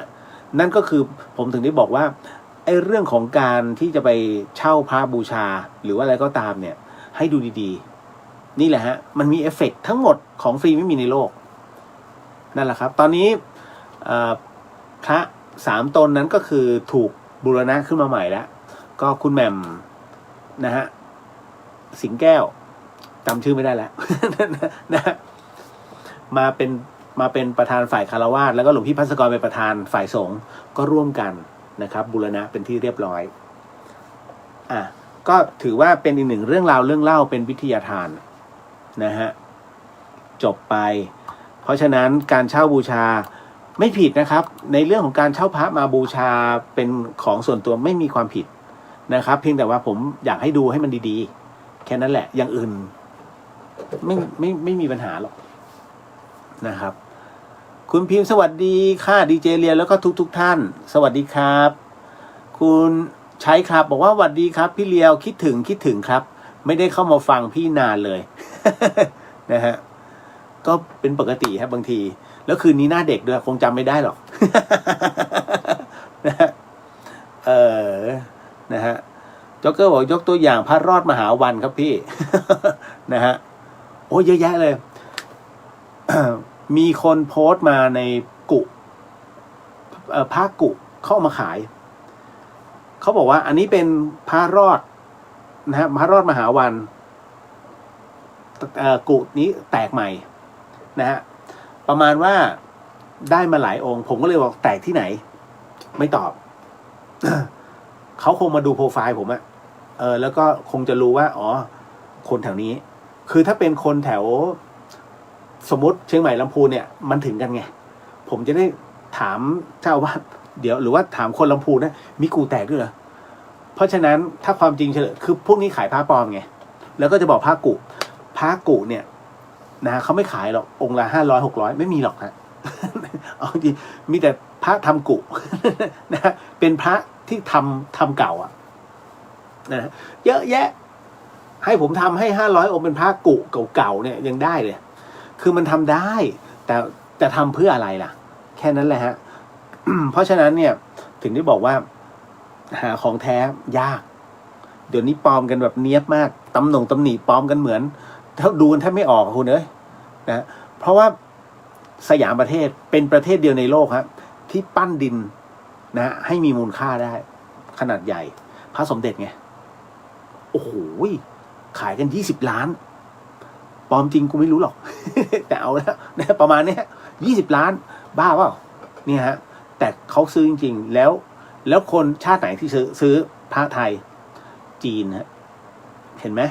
ด้วยความอัดอั้นที่เมืองจีนนั้นเป็นประเทศสังคมนิยมถูกไหมฮะห้ามมีศาสนาแต่บังเอิญว่าเต๋าเป็นลัทธิ ซึ่งอนุญาตทางการอนุญาตพุทธศาสนาก็ของเซาหลินถูกไหมฮะเพียงแต่ว่าเถรวาทของไทยอ่ะมันเข้าไปน้อยแล้วเขามาเที่ยวเมืองไทยเยอะแล้วเขาเกิดมีความศรัทธาแล้วเกิดอภินิหารเยอะ คุณใช่ไหมเกจิต่างๆเนี่ยมักจะมาหาพระไทยขออภัยคนจีนเนี่ยมักจะไปหาเกจิซึ่งเป็นพระไทยทั้งนั้นเลยสิงคโปร์ก็ชาวจีนมาเมืองจีนก็ขนนะฮะครูบาอาจารย์หลวงพี่ยังโดนเลย โอ้พระภาสกร โดนตลอดนะฮะเห็นไหมมันมีบางอย่างฮะที่ได้ผลไงนะเวลาเขาเหมือนกับว่าไปผมยังโดนเลยเรื่องจริงถ้าคาถาฟังคาถาจะบอกคาถาเมื่อก่อนนั้นเป็นพระนะฮะจะมาปรึกษาผมประจำพี่เลียวโยมเขาเนี่ยจากเมืองจีนเขานิมนต์ผมไปเพื่อจะไปดูตัวเลขอ้าวแล้วยังไงขนาดอยู่เมืองจีนคาถาพี่เลียวช่วยแปลผมก็ตึ๊กส่งให้ไม่ได้หัวนะเพียงแต่ว่าหมายถึงว่าช่วยท่านผมถือว่าเป็นการช่วยพระพุทธศาสนาช่วยพระรูปหนึ่งที่ถูกเข้าใจผิดแค่นั้นเองแต่ว่าตอนนี้ท่านศึกแล้วนะนั่นแหละแล้วตอนนี้ก็คือเหมือนคนจีนเขาตามหาผมอย่าเอามา เพราะได้ข่าวเขาเป็นมาเฟีย ผมไม่ครบ นะฮะ ต่อมาร้านดอกไม้คุณเจี๊ยบสวัสดีครับพี่เลียวสวัสดีครับผมคุณลิลลี่สวัสดีครับพี่เลียวสวัสดีฮะนะครับเดี๋ยวพอดีเดี๋ยวนะครับแป๊บหนึ่งนะฮะคุณสจีสวัสดีครับคุณเลียวสวัสดีฮะคุณมุนาบอกว่าอีสานเรียกว่าบุญข้าวสากหรือเปล่าคะใช่ครับประมาณนะสากราพัดนะฮะนั่นแหละฮะพี่ชายบอกว่าแล้วที่รอเพื่อกิจกรรมต่างๆให้เช่าล่ะครับรอกิจกรรมต่างๆเพื่อให้เช่าบูชาอ๋ออันนั้นก็คืออันนั้นไม่มีปัญหาฮะอันนั้นคือหล่อเพื่อเช่าเพื่อที่จะต้องเอาปัจจัยเนี่ยเข้ามาในเรื่องของการทำนุบำรุงเพื่อสร้างฮะไม่มีปัญหาอันนั้นคือทำใหม่นะฮะแต่ไม่ใช่องค์ใหญ่ๆที่แบบโอ้โหอันนั้นน่ะแล้วบอกเก่าเป็นพันปีอย่างเงี้ยอันนี้ขโมย 100% นะฮะเล็กๆไม่เป็นไรฮะคุณชายชาญบอกว่าพี่เลียวครับถ้าพระพุทธรูปได้รับมาจากพระถือว่าไม่เป็นไรใช่ไหมอ๋อไม่เป็นไรฮะการที่พระท่านให้ด้วยความเมตตาให้เพราะว่าท่านพิจารณาแล้วว่าบุคคลคนนี้เหมาะสมในการให้ ผมเนี่ย ไปตลาดพระกับหลวงพี่ภัสกรเสมอนะฮะแล้วหลวงพี่ภัสกรนั้นจะมีพระดีเยอะๆนะฮะ ผมก็เลยถามหลวงพี่ตัวพี่ทำไมตัวพี่ถึงดูพระไปเยอะแยะน่ะเนี่ยแล้วพระเนี่ยแล้วตัวพี่เอาไปทำไมอ๋อข้าจะเอาไปโมทนาโยมท่านบอกอย่างนี้นะโอ้โหแล้วหลวงพี่สอนทีในคอร์ส100 กว่าคนบอกหลวงท่านบอกอย่างนี้ฮะตัวพี่ท่านบอกว่า พระเนี่ยมันจะคู่กับคนดี ไม่ใช่ว่าใครก็ได้เพราะฉะนั้นเนี่ยที่เราเช่ามาเพราะว่าเรานั้นไม่อยากให้พระที่เราเช่ามาตกไปอยู่ในมือของใครก็ไม่รู้ซึ่งบางทีศีลเขาอาจจะไม่ถึงแต่ถ้าไปอยู่ในมือของคนดีไปก็โมทนาสาธุเพียงแต่ว่าท่านเอามาเนี่ยท่านจะคัดกรองโยมคนไหนที่เคยได้รับพระจากพระอาจารย์ภัสกรถือว่าเป็นอะไรที่พระองค์นั้นเนี่ยคือของคุณเข้าใจใช่ไหมฮะคือพระเลือกคุณไม่ให้คุณไปเลือกพระเพราะฉะนั้นหลวงพี่จึงนำพระองค์เนี้ยให้เป็นการโมทนาความดีเพราะฉะนั้นถึงได้บอกว่าพระเนี่ยเมื่อก่อนผมก็แจกกระจายเลยแล้วผมจะบอกเสมอว่าพระที่ได้จากผมไปหรือว่ายันหรืออะไรก็ตามที่ได้จากผมไปอย่าขายต่อนะฮะเพราะว่า1มันมีคุณค่าทางใจ2กว่าจะอัดพลังลงไปได้คุณมันยากลำบากเพราะฉะนั้นเนี่ยช่วยเขาเรียกช่วยเมตตากับคนที่ทำขึ้นมาเพราะฉะนั้นมันไม่ได้ว่าอยู่ๆอยากจะทำก็ทำอยากจะปั๊มก็ปั๊มเพราะฉะนั้นมันจะเฝือมากซึ่งผมเอาง่ายๆถ้า1 ปีจะทำทั้ง2-3 ครั้งนั่นแหละแค่นั้นเลยแล้วก็จะใช้วิธีการแจกนะถ้าสมมุติว่าลำบากจริงๆอย่างเช่นอย่างเนี้ยล่าสุดธรรมสถานจะตัดต้นโพไม่ใช่ละตัดจะเลาะโพจะแต่งโพเนี่ยเขาคิดเป็น10,000นะประมาณ20,000 กว่าแค่เลาะกิ่งเพราะว่า1ต้นโพไม่มีคนกล้าขึ้น2ก็คือว่า เมื่อตัดลงมาแล้วเนี่ยแต่งเพราะไม่งั้นถ้าปล่อยไว้มันโตขึ้นเนี่ยมันสามารถถล่มลงไปทับหลังคาได้มันจะประมาณว่าเขาต้องขนไปทิ้งด้วยเพราะฉะนั้นอย่างเงี้ยถ้าสมมุติว่าสมมุติว่าถ้าไม่มีปัจจัยผมจะต้องทำแต่ว่าอันเนี้ยหมายถึงว่าปัจจัยมันมีเพราะฉะนั้นก็เลยมันไม่เดือดร้อนไงแต่ถ้าเมื่อไหร่ก็ตามที่เรามองแล้วว่าอันนี้มีความจำเป็นนะจะมีคอร์สปฏิบัติธรรมใช่ไหมจะต้องใช้ปัจจัยในเรื่องของการซื้ออาหารเพื่อจะมาทำให้กับผู้ปฏิบัติธรรมไม่เป็นไรตรงนี้เราก็จะออกให้เพราะฉะนั้นมันก็จะมีตามวาระแค่นั้นฮะไม่ใช่ว่าอยู่ๆอยากจะออกเป็นพุทธพาณิชย์ไม่ใช่ซวยนะฮะคนทำมันจะซวยมันเหมือนกับวิชาจะเสื่อมเพราะว่ามันเหมือนกับใช้วิชาไปหากินโดยที่เป็นการค้ามันไม่ใช่ว่าเป็นบุญต่อบุญถ้าคนที่จะทำได้มันต้องบุญต่อบุญอย่างล่าสุดเนี่ยมีพระรูปหนึ่งกำลังดังเลยในโซเชียลหน้าทองผมรู้แล้วผมบอกเลยอย่าไปทำบ้าเหรอเอาทองปิดเต็มหน้าเลยหน้าทองนะทองปิดเต็มหน้าเขาปิดคนตายนะฮะติดทั้งคนตายแล้วก็ติดกับพระสงฆ์ผู้มรณภาพแต่ท่านหน้าทองเขาลงกัน5 แผ่นเขาไม่ได้ลงทั้งหน้าผมถือมั่วแล้ว นะฮะเป็นคาถาที่ออกมั่วๆนะครับยังเป็นพระหนุ่มอยู่เลยกำลังผมไม่ได้ดูถูกนะผมว่ากำลังท่านไม่ถึงคนที่ลงนะได้เนี่ยกว่าจะผ่านตรงนี้มาได้เนี่ยเขาฝึกแล้วฝึกอีกนะฮะไม่ใช่อยู่ๆไปเป็นงูปลาแล้วมาทำนะอันนี้เขาเรียกการค้ามันจะเสื่อมลงแล้วจะริดเขาเรียกมันจะตัดรอนวงจรชีวิตลงด้วยอายุจะสั้นลงไม่ดีฮะ เพราะฉะนั้นพวกเนี้ยมันเอาไว้เสริมไม่ใช่เอาไว้เสกนะครับอันนี้บอกไว้หลายๆท่านให้เข้าใจนะฮะเรื่องราวเหล่านี้ใช้ได้นะฮะคุณชัยชาญที่พระท่านให้เพราะฉะนั้นเนี่ยก็คืออันนี้เป็นของน้องแหละครับกุ๊บกิ๊บคุณแม่ฝากถามพี่เลียวค่ะว่าพี่เลียวไม่ทุกข์ไม่เครียดบ้างเหรอคะอารมณ์ดีหัวเราะตลอดเลยเครียดนะมีนะฮะโมโหก็มีเพียงแต่ว่าเมื่อโมโหต้องรีบเอาออกเมื่อเครียดต้องรีบขจัดออกเพราะฉะนั้นเนี่ยการที่เราปล่อยให้อารมณ์เครียดมากๆไม่ดีฮะมะเร็งจะกินเอา ผมไม่รู้ว่ามันชื่อสารอะไรนะแต่ว่าคนที่มีความเครียดสูงนะฮะสุ่มเสี่ยงเป็นมะเร็ง มากๆฮะแก่เกินอายุมากๆเพื่อนผมอะอายุถ้าผมไม่บอกนะอายุเท่าไหร่เชื่อไหมมันยังบอกเฮ้ยมึงหน้ามึงไม่เปลี่ยนเลยนะฮะสมัยไหนก็ยังเหมือนเดิมสมัยมหาลัยก็ยังเหมือนเดิมเพื่อนสมัยมัธยมก็ยังคล้ายๆคือมันยังมีเขาโครงอยู่ความเป็นเรียวยังมีอยู่ไงนะฮะเพราะฉะนั้นเนี่ยเราก็เลยหรือว่ามันจะจริงคือผมหน้าเด็กบอกกันตรงๆแล้วคราวนี้ก็คือว่า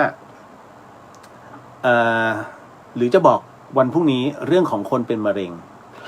ผมเข้าใจนะหลายคนเนี่ยเป็นมะเร็งอยู่เอาอย่างนี้ ผมเนี่ยเคยผมพูดเสมอในรายการนะเมื่อก่อนเนี่ยผมไปเจอกับอาจารย์สาธิตอินทรกำแหงเขาเรียกว่าเป็นศาสดาแห่งมะเร็งอาจารย์สาธิตหลายคนนึกไม่ออกใครวะคุณรู้จักคำว่าชีวจิตไหมฮะอาหารชีวจิตอาจารย์สาธิตเป็นคนเริ่มต้นทำไมผมจึงรู้จักจริงๆผมก็รู้จักท่านตามนิตยสารเนี่ยแต่บังเอิญได้มีโอกาสเข้าไปทำงานในอมรินทร์นะฮะแล้วก็ไม่มีใครกล้าคุยกับอาจารย์สาธิตเลยเหมือนเกรงหรือกลัวหรือเกรงใจแต่ผมเป็นไม่ใช่ผมเป็นอะไรที่ถ้าสงสัยผมถามผมก็เข้าไปร่วมโต๊ะอาหารเลยคุณตุ๊กเมตตาครับมาสิเลี้ยวมาผมนั่งเลยผมสัมภาษณ์อาจารย์สาธิตตรงนั้นเลยเพราะฉะนั้นสิ่งที่หลายๆคนอาจจะไม่รู้ไม่กล้าถามผมถามหมดอาจารย์ก็มองหน้าแล้วอาจารย์สาธิตเป็นอะไรที่ถ้าไม่ชอบไม่พูดไม่คุยไม่หือไม่อือแต่กับผมท่านคุย นะฮะอาจารย์สาธิตนั้นเป็นมะเร็งนะฮะผมไม่แน่ใจนะเป็นมะเร็งที่โพรงจมูกไหมนะฮะท่านใช้ชีวิตอย่างมีความสุขแต่สุดท้ายมาเสียชีวิตเพราะลื่นหกล้มในห้องน้ำหัวฟาดพื้นอันนั้นเลยแต่จริงๆแล้วเป็นมะเร็งไม่ตายฮะหนึ่งในนั้นผมก็จะยกตัวอย่างเสมอก็คือศิษย์เอกของแกคือพี่วิจารณ์เป็นมะเร็งลำไส้มะเร็งในลำไส้ถูกตัดออกไปประมาณ3 เมตรลำไส้คนเราเป็นกิโลนะคุณแต่คราวนี้พอถูกตัดไป3 เมตรเนี่ยมันก็ไม่หายเพราะว่าเซลล์มะเร็งเนี่ยมันเหมือนเชื้อราคุณถึงจะตัดไปมันยังมีอยู่ขอบเต็มดีไม่ดีกระจายอยู่ไปทั่วแต่มันยังไม่ปรากฏเนี่ยคราวนี้ผมก็เลยถามว่าอาจารย์มะเร็งเนี่ยมันเป็นแล้วถ้ามาทำชีวจิตเนี่ยมันหายเหรอถ้าไม่หายมะเร็งไม่มีวันหายแต่คุณไม่ตายเราก็งงฮะจริงป่ะลูกศิษย์แกก็นั่ง4-5 คนซึ่งทุกคนเป็นมะเร็งหมดนะคุณอาจารย์บอกงี้ถ้ายังไม่นอนติดเตียงนะผมรับประกันคุณไม่ตายคนที่ตอนนั้นรู้สึกว่าคนที่เป็นสมาชิกชีวจิต30,000 กว่าคนที่ไม่นอนติดเตียงนะแล้วมาเข้าคอร์สชีวจิต30,000 คนตาย2 คนตายเพราะว่าอารมณ์อยากรู้ใช่ไหมผมจะบอกให้อาจารย์บอกเคล็ดลับคือคุณอย่ากินอะไรที่มะเร็งมันกินแค่นั้นเลยฮะ ทำไมอาจารย์ มะเร็งนั้นมันจะกินคุณถ้าคุณเครียดเพราะฉะนั้นคุณห้ามเครียดโอ้โหยากมากข้อนี้ยากมากคนทุกคนมีความเครียดเมื่ออาจารย์บอกว่าถ้าเครียดปุ๊บต้องรู้จักระบายออกแล้วมะเร็งมันจะไม่กินคุณอย่าไปกินหวาน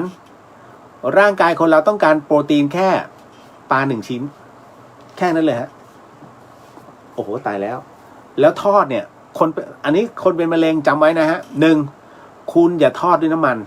จะทอดอะไรให้ทอดด้วยน้ำกินผักก็ทอดน้ำทุกอย่างทำด้วยทอดน้ำหมดนะครับ2ผงชูรสห้ามใส่นะฮะน้ำตาลใส่ได้ไหมน้ำตาลใส่ได้แต่ต้องเป็นน้ำตาลทรายแดงน้ำตาลทรายแดงไม่ใช่อย่างมิตรผลที่ทำสีแดงๆนะไม่ใช่นะน้ำตาลย้อมน้ำตาลที่คุณใส่กาแฟน้ำตาลตะโนดแหละไอ้แดงๆน่ะที่มันไม่ค่อยหวานน่ะอันนั้นนะฮะมะเร็งไม่กินนั่นแหละแล้วก็คือมันต้องคุมของหวานกินได้ไหมก็กินได้แต่ต้องเลือกกินผมเนี่ยเป็นคนที่อยากรู้มากเนื้อห้ามเลยนะฮะผมถามอาจารย์ถ้าผมอยากกินสเต็กเนื้ออะไรเงี้ยกินได้ไหมถ้าอยากกินก็กินได้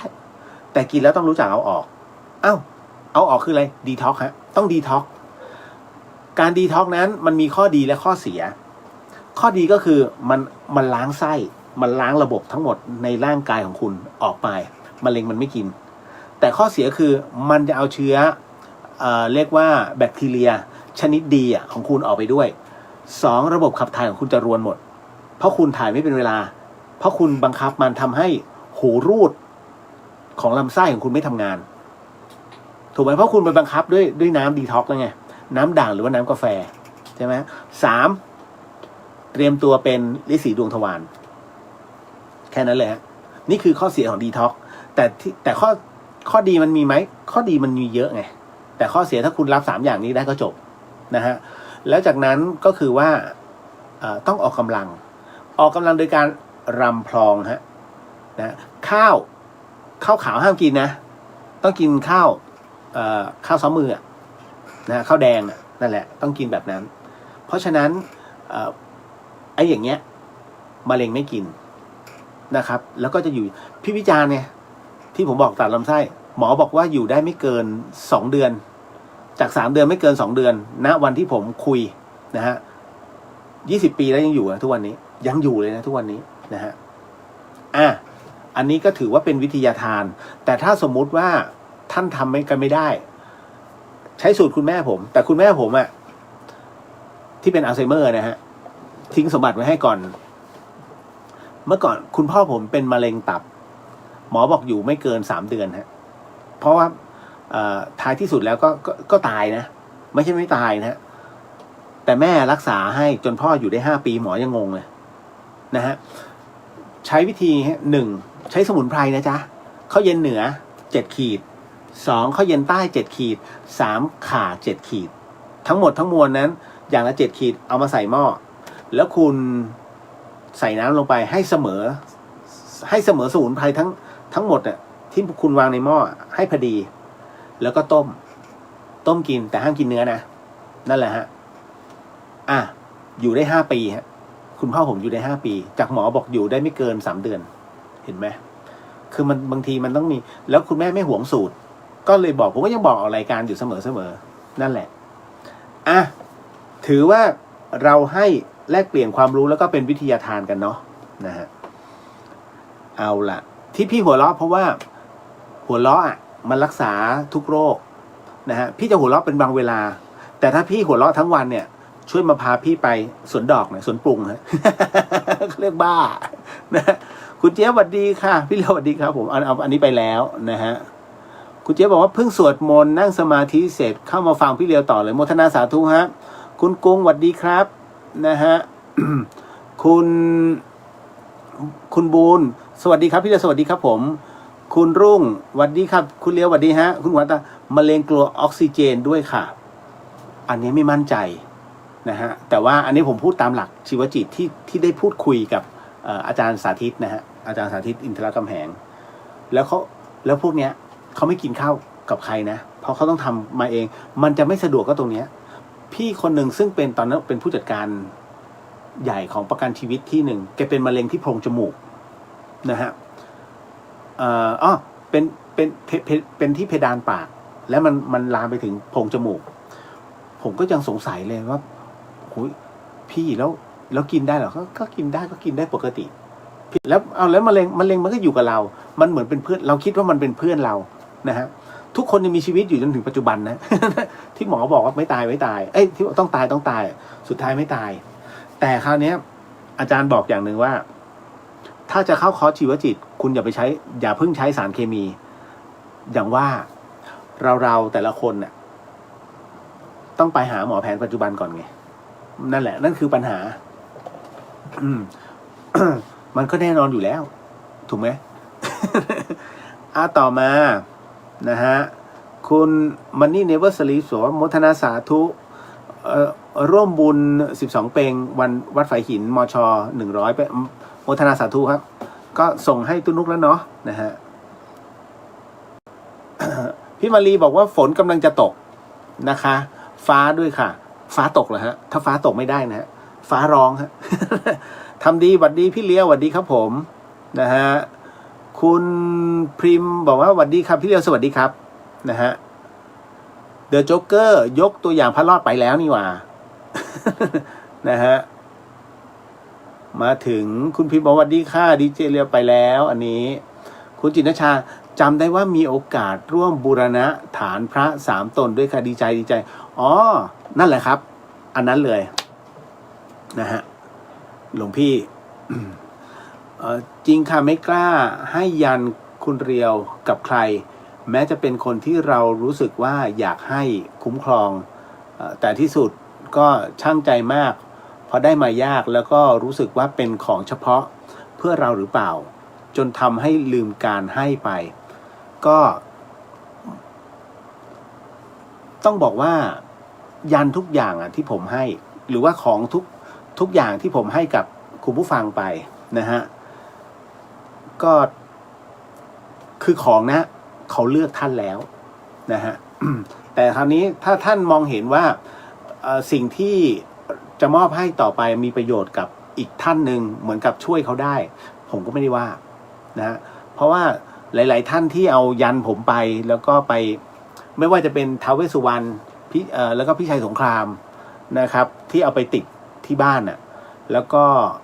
ไอ้ที่มันไม่ดีมันก็กระจายหลุดไปแล้วมันไม่เกิดอะไรขึ้นแล้วก็อันนี้โมทนาสาธุนะครับ เดี๋ยววันนี้มีเรื่องหลอนเลยเที่ยงคืนแล้วเล่าได้ ตามสัญญาคุณพี่บอกจริงค่ะหน้าพี่เลียวดูเหมือน30กว่านึกว่า30แก่ๆ นะฮะ เบนสวัสดีค่ะสวัสดีครับผมนะฮะอันนี้คุณขวัญตาบอกว่าเคยหาข้อมูลเกี่ยวกับมะเร็งค่ะไม่ทราบน้องเลียวเคยได้ยินอะไรนะฮะ The Jason Therapy ไหมคะไม่มั่นใจข้อมูลดีมากยังไม่เป็นไง แต่บังเอิญว่าที่ผมพูดเนี่ยคือผมคุยกับอาจารย์สาธิตโดยตรงแล้วข้อมูลเนี้ยไม่เคยลืมผมก็จะมาพูดกี่ปีผ่านไปก็พูดเสมอเพราะว่าผมมองว่าคนเป็นมะเร็งทุกปีแล้วก็อย่างหนึ่งบางคนสิ้นหวังแล้วล่าสุดเนี่ยเพื่อนผมก็มีล่วงลงไปก็มะเร็งนะฮะพยายามบอกเขาแล้วหลายๆครั้งแต่ว่าคุณเข้าใจไหมอันที่ 1เพื่อนที่โตมาด้วยกันจะไม่ค่อยเชื่อ2พี่น้องด้วยกันจะไม่ค่อยเชื่อ3พ่อแม่ที่เป็นผู้เลี้ยงเรามาจะไม่ค่อยเชื่อมันแปลกนะฮะมันเป็นเพราะว่าเขาเห็นพัฒนาการมาตลอดจึงไม่มีความเชื่อเกิดขึ้นเห็นไหมเพราะฉะนั้นเนี่ยในเมื่อไม่มีความเชื่อเกิดขึ้น การที่จะบอกอะไรต่างๆนานามันจึงไม่มีน้ำหนักแต่แปลกมากลูกๆแต่ละคนสังเกตไหมฮะพี่เลียวช่วยพูดกับลูกหนูหน่อย มันอย่างนี้แล้วผมก็พูดอธิบายให้เขาฟังแปลกอย่างหนึ่งตรงที่ว่าเขาฟังผมก็งงอันนี้คือน้องเขามาเล่าให้ฟังนะพี่เลียวเนี่ยลูกหนูเขาฟังพี่ว่ะ หนูพูดแทบตายมันไม่ฟังพอพี่พูดปุ๊บมันฟังอ๋อมันเป็นปกติฮะผมบอกถ้าพี่คือคนนอกเนี่ยการรับฟังหรือว่าลองไปปฏิบัติตามเนี่ยมันเหมือนกับว่าเราอยากลองในสิ่งที่พี่เขาแนะนำเพราะว่าเขาน่าจะผ่านประสบการณ์มากกว่าเพราะเขาไม่เคยด่าเราแต่พ่อแม่อยู่ด้วยกันเดี๋ยวก็ด่าดังนั้นความเชื่อถือมันหายไปนะฮะแล้วเขาไม่มั่นใจในตัวพ่อแม่แต่ว่าพอคนอื่นพูดปุ๊บเนี่ยลองดูก่อนแล้วถ้ามันไม่ดีเดี๋ยวค่อยมาด่ามันแต่บังเอิญว่าเขาทำแล้วมันดีขึ้นมันก็โอเคไงนี่แหละฮะมันเป็นอย่างนี้ตลอดนะแล้วทุกคนไปจริงมันจะมีเหตุแบบเนี้ยตลอดฮะพ่อแม่ไม่ฟังช่วยพูดกับมันหน่อยนะหรือว่าบอกเพื่อนอีกคนช่วยบอกมันหน่อยมันฟังกัน ก็ลองนึกเป็นเราในสมัยเด็กๆเราก็เป็นอย่างนั้นนะครับมันก็เลยกงกรรมกงเกวียนนี่แหละประมาณนี้ฮะ ป้าแก้วเดือนหน้าป้าแก้วผ่าตัดมะเร็งออกไปครบ2 ปีแล้วค่ะป้าแก้วคุมอาหารนะฮะด้วยน้ำปลาอะไรเนี่ยพยายามลดลงนะฮะหวานอะไรต่างๆลดลงนะฮะป้าแก้วเชื่อมั่นผ่านไปได้ดีเดือนหน้า อืมเอาครบ2 ปีนะฮะป้าแก้วอ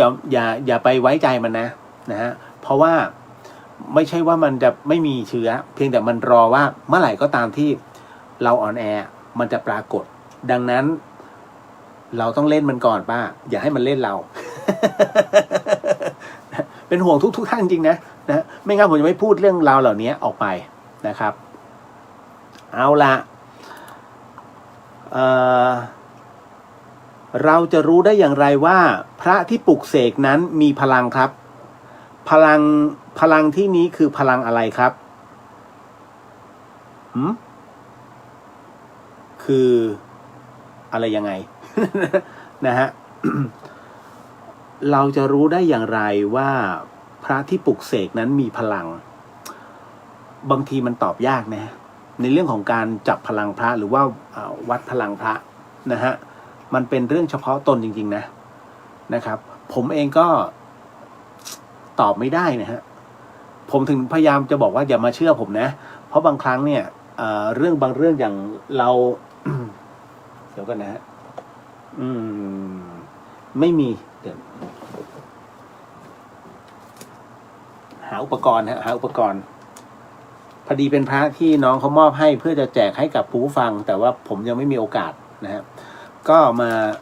เวลาจับพลังเนี่ยอย่างเงี้ยจะมีการโต้ตอบเกิดขึ้นของพระนะฮะไม่ได้อุปทานนะคุณเพียงแต่ว่ามันตอบไม่ได้จริงๆว่ามันเกิดขึ้นได้ยังไง นะก็ลองอธิษฐานดูนะฮะ เมื่อก่อนเคยสอนนะแต่ว่าถูกพระอาจารย์ท่านตำหนิมาก็เลยไม่สอนดีกว่าเอาไว้ถ้าสมมุติว่า มีโอกาสท่านใดที่มาร่วมปฏิบัติธรรมแล้วถ้าเป็นคอร์สที่ผมมีโอกาสได้สวมเข้าไปเดี๋ยวเป็นในช่วงของแบบปกิณกะธรรมอย่างเงี้ยนิดหนึ่ง เดี๋ยวจะสอนฮะ นะฮะเอาอยู่ในช่วงปฏิบัติธรรมไงเพราะผมบอกพระอาจารย์ไปแล้วผมไม่สอนออกอากาศ นะฮะอันนี้บอกกล่าวเฉยๆนะครับพี่อุทิศสวัสดีค่ะคุณเลียวขอบพระคุณนะฮะสำหรับสาระดีๆทุกเรื่องเจ้าค่ะสาธุครับพี่ผมก็ต้องขอบพระคุณผมลืมเอาที่ พรุ่งนี้เนาะพี่อุทิศเดี๋ยวพรุ่งนี้ขออนุญาตพรุ่งนี้เดี๋ยวดูก่อนถ้าโอโหสิกรรมได้ก็เดี๋ยวพรุ่งนี้ค่อยว่ากันแล้วของไม่พอดีพี่อุทิศส่งเหรียญที่ระลึกมาให้ผมชอบมากนะฮะ ต่อมาเอาจะไม่ได้บอกใช่ไหมเรื่องของการปลูกเสกพลังเนี้ยนะฮะคืออย่างนี้ฮะ ครูบาอาจารย์เนี่ยเวลาท่านปลูกเสกท่านไม่ได้มานั่งปก4 ทิศแบบสมัยนี้ฮะ ทุกรูปนั้นนะครับด้วยพลังแห่งความเมตตานะครับแค่รูปเดียวก็อยู่แล้วสมเด็จโตไม่ต้องทำอะไรรูปเดียวนั่งแกะจบแล้วอยู่ฮะด้วยพลังของท่านที่ท่านฝึกมาทั้งหมดทั้งมวลท่านอัดไปนะเพราะว่าสมัยก่อนเวลาทำพระไม่ได้ทำพิมพ์ใหญ่ทำทีละองค์ดังนั้นพลังจึงอัดไปทุกองค์นั่นแหละครับเพราะฉะนั้นในการปลูกเสกทุกครั้งเนี่ยพลังของครูบาอาจารย์แต่ละรูปนะจึงอัดลงไปนะเป็นการอธิษฐานจิตนะเขาเรียกเพิ่มกระแสลงไปนะในองค์ตรงนั้นแต่ท้ายที่สุดแล้วพระนั้นน่ะจะดีไม่ดีขึ้นกับความศรัทธาขึ้นกับความเคารพของเราด้วยนะฮะเอาง่ายๆหลวงปู่แหวนเนี่ยที่เป็นประสบการณ์ตรงอันนี้ไม่ได้โม้นะเล่าสู่กันฟังเหรียญหลวงปู่แหวนซึ่งทำปลอมมากที่สุดนะฮะเพราะของจริงเนี่ยมันหายากมากชื่อว่าเหรียญเราสู้หนึ่งในนั้นคุณพ่อผมก็ได้ที่ได้เพราะว่าเป็นช่วงของเป็นการลบกับผอ.แล้วหลวงปู่แหวนทำรุ่นนี้ขึ้นมาเนี่ยเพื่อแจกให้กับเหล่าทหารที่ต้องออกสงครามนะตอนนั้นสมรภูมิคุณพ่อผมถูกยิงฮะถูกยิงจริงนะเสื้ออยู่กับก็ไม่เจอแล้วอาก็เสียไปแล้วไม่รู้จะไปทวงที่ใครเสื้อคุณพ่อที่ถูกยิงเนี่ยและเป็นรูยังอยู่ฮะเพราะว่าคุณพ่อไปช่วยลูกน้องนะที่อยู่ในวงล้อมผอ.ซึ่งตอนนั้นถูกยิงเสียชีวิตหลายนาย แล้วขนออกมาไม่ได้ด้วยเขาใช้วิธีการต้มในป่าเลาะกระดูกโอ้คุณถามว่าโหดร้ายไหมเขาเล่าอย่างใช้คำว่าเขาเล่ามาเพราะว่าอันนี้เป็นคำบอกเล่าจากอาผม ซึ่งเป็นลูกน้องของคุณพ่อชื่อว่าตอนนั้นชื่อว่าจ่าสำราญจำปาสักขอเอ่ยนามหน่อยฮะเพราะเป็นการให้เกียรติแกด้วยนะอาสำราญเนี่ยนะฮะเล่าเรื่องขอให้ไม่ให้อาสำราญอาจำลองนะฮะจ่าจำลองจำปาสักนะฮะจ่าจำลองนั้นอยู่ป่าหวายตอนนั้นแล้วก็อยู่รบพิเศษศูนย์สงคราม นะก็ลบกัน แล้วคราวนี้แกก็เล่าให้ฟังนะว่า คุณพ่อ นะฮะลงไปช่วยลูกน้องซึ่งตกอยู่ในวงล้อมของบค.แล้วก็ถูกยิงหมายถึงว่าลูกน้องคุณพ่อเนี่ยถูกยิงหลายนายแล้วเสียชีวิตนะก็มีบาดเจ็บอยู่พอสมควรแต่ว่ามันจะไม่ไหวอยู่แล้วเพราะผค.ล้อมคุณพ่อก็เลยลงนะฮะลงเข้าพื้นที่ปรากฏว่าถูกยิงด้วยแต่ยิงยังไม่เข้ากระสุนถูกเสื้อถูกเมื่อก่อนไม่มีเสื้อเกราะนะฮะถูกยิงแบบ3-4 เมตรอะเสื้อเป็นรูเลยหลวงพี่ภาสกรยังรู้เลย นะถูกยิงเป็นรูเลยแต่ไม่เข้านะฮะแต่มันระบมฮะคุณพ่อบอกว่าด้วยเหรียญหลวงปู่แหวนรุ่นเราสู้นะแล้ววิธีการก็คือว่าหลังจากที่โต้ตอบยิงโต้ตอบจนผค.ล่าถอยเนี่ยเขาเอาออกมาไม่ได้นะเพราะมันอยู่กลางป่าลึกแล้วคนมีอยู่10 กว่าคนต้องหามคนอีกเท่าไหร่5-6 คนเนี่ยที่เสียชีวิตไม่ได้เขาก็เลยต้องเอาแต่กระดูกออกมาผมก็เลยสงสัยก็เลยถามสมัยก่อนเขาทำเขาแล่เอาไปต้มเอาศพไปต้มนะฮะเอาศพทหารไปต้มเพื่อจะเอากระดูกออกมาห่อใส่ธงชาติออกมาสมัยก่อนเนี้ยที่วัดพระศรีมหาธาตุบางเขนถ้าน้องๆวัยรุ่นไม่เห็นภาพนะฮะลองดูในเซิร์ชใน Google น่าจะมีนะส่วนคนที่เกิดทันก็น่าจะทราบนะเขาเผาทีเนี่ยเขาเผาศพทหารผมยังไปยืนดูเลยเพราะคุณแม่เอาโขนจากศิลปากรไปช่วย นะเขาเผาที่เขาเผาเป็นร้อยนะฮะประมาณ300 นายนะฮะแล้วเราก็ตกใจมากโอ้โหเผา300 นายเราก็ไปยืนดูปรากฏว่าทุกศาลาที่เป็นศาลาสวดศพปัจจุบันเนี้ยเมื่อก่อนเนี้ยไม่มีเมื่อก่อนนี้เป็นทุกอันเนี่ยเขาทำเป็นเตาขนาดเล็กแล้วโลงศพผมก็ตกใจเฮ้ยทำไมโลงศพมันเล็กจังโลงศพแบบเล็กมากเพิ่งมารู้ตอนที่ผมมันยืนดูตอนที่มันไหม้มีแต่กระดูก ก็เลยภาพมันผมไป3 ปีต่อเนื่องแล้วผมก็ถามอาจำลองปรากฏว่าอาจำลองบอกเขาใช้วิธีการลอกเนื้อหนังเอาเนื้อหนังเอาเครื่องในทิ้ง เอาแต่กระดูกออกมาแล้วก็ห่อเข้าธงชาติแล้วจากนั้นเนี่ยก็เอากระดูกใส่โลงแล้วเอาธงชาตินะคลุมที่โลงอีกทีหนึ่ง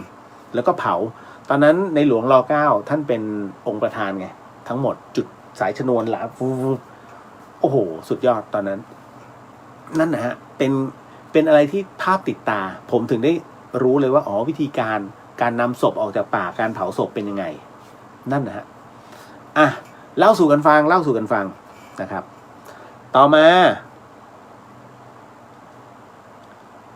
คุณพนาบอกมีเหรียญเราสู้เหมือนกันดูดีๆนะฮะเหรียญเราสู้นี่ถูกปลอมเยอะมากนะฮะ มาถึงเดี๋ยวนะครับต่อมาเอาเรื่องหลอนไหมเดี๋ยวแป๊บนึงเดี๋ยวค่อยไปเข้าเรื่องหลอน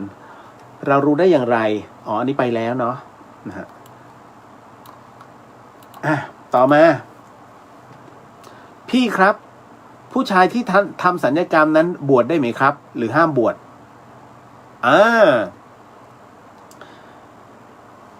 จะบอกว่าเดี๋ยวนะหลวงพี่ภาสกรน่ะพระอาจารย์ภาสกรก็ทำสัญญกรรมนะแต่มันมีอันนึงซึ่งเป็นเรื่องที่ต้องห้ามแต่จริงๆทำสัญญกรรมไม่มีปัญหานะฮะแต่ถ้าเมื่อไหร่ก็ตามตัดเครื่องเพศเมื่อนั้นมีปัญหาห้ามเด็ดขาดถ้าทำนม เคยเห็นใช่ไหมฮะ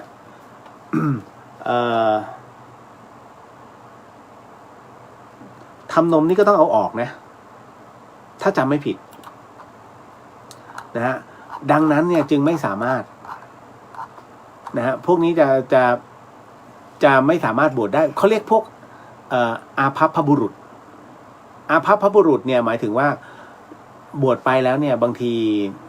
มันไม่ก้าวหน้า นะฮะเพราะมันมีเครื่องอะไรต่างๆเนี่ยมันเป็นเครื่องแต่งเติมมันไม่ครบอ่ะมันไม่ครบความเป็นชายนั่นแหละฮะ นะเขาเรียกอาภัพบุรุษมาถึงตรงเนี้ยเดี๋ยวต้องบอกก่อนนะครับคือสัญญกรรมมันไม่มีปัญหาหลวงพี่ภัสกรคางท่านก็ยังเหมือนเดิมนะท่านต่อคางไงไม่ว่าไม่เป็นไรแต่มันมีอันนึงซึ่งจริงเนี่ยผมกะจะโพสต์คืนนี้ นะฮะจริงๆกะว่าจะเล่าเรื่องนี้ให้กับหลังจากวันพรุ่งนี้เป็นที่เรียบร้อยแล้วจะโพสต์เรื่องราวของหลวงพี่ผมเขียนไว้เสร็จตั้งนานแล้วล่ะแล้วพอดีหลวงพี่นุกเรียกบุญท่านก่อนก็เลยไม่อยากไปขัดนะฮะเป็นเรื่องของการทำหมันฮะเล่าเลยก็ได้คือ พระอาจารย์ภัสกรเนี่ยก่อนที่ท่านจะบวชท่านทำหมันด้วยความที่เป็นเพย์บอยอันนี้ท่านเล่าจนแบบทุกคนนั่งฟังอย่างตื่นเต้นมากจริงเหรอท่านบอกอย่างนี้ครับว่า บอกของฟรีไม่มีในโลกสิ่งใดที่กูเคยทำเขาไว้วันนี้มันกลับมาหากูท่านพูดอย่างนี้เลยนะทำไมจึงเป็นเช่นนั้นฮะท่านบอกเลยว่าตอนที่จะบวชนั้นนะฮะปรากฏว่า ครูบาอาจารย์ท่านก็ถามก่อนว่า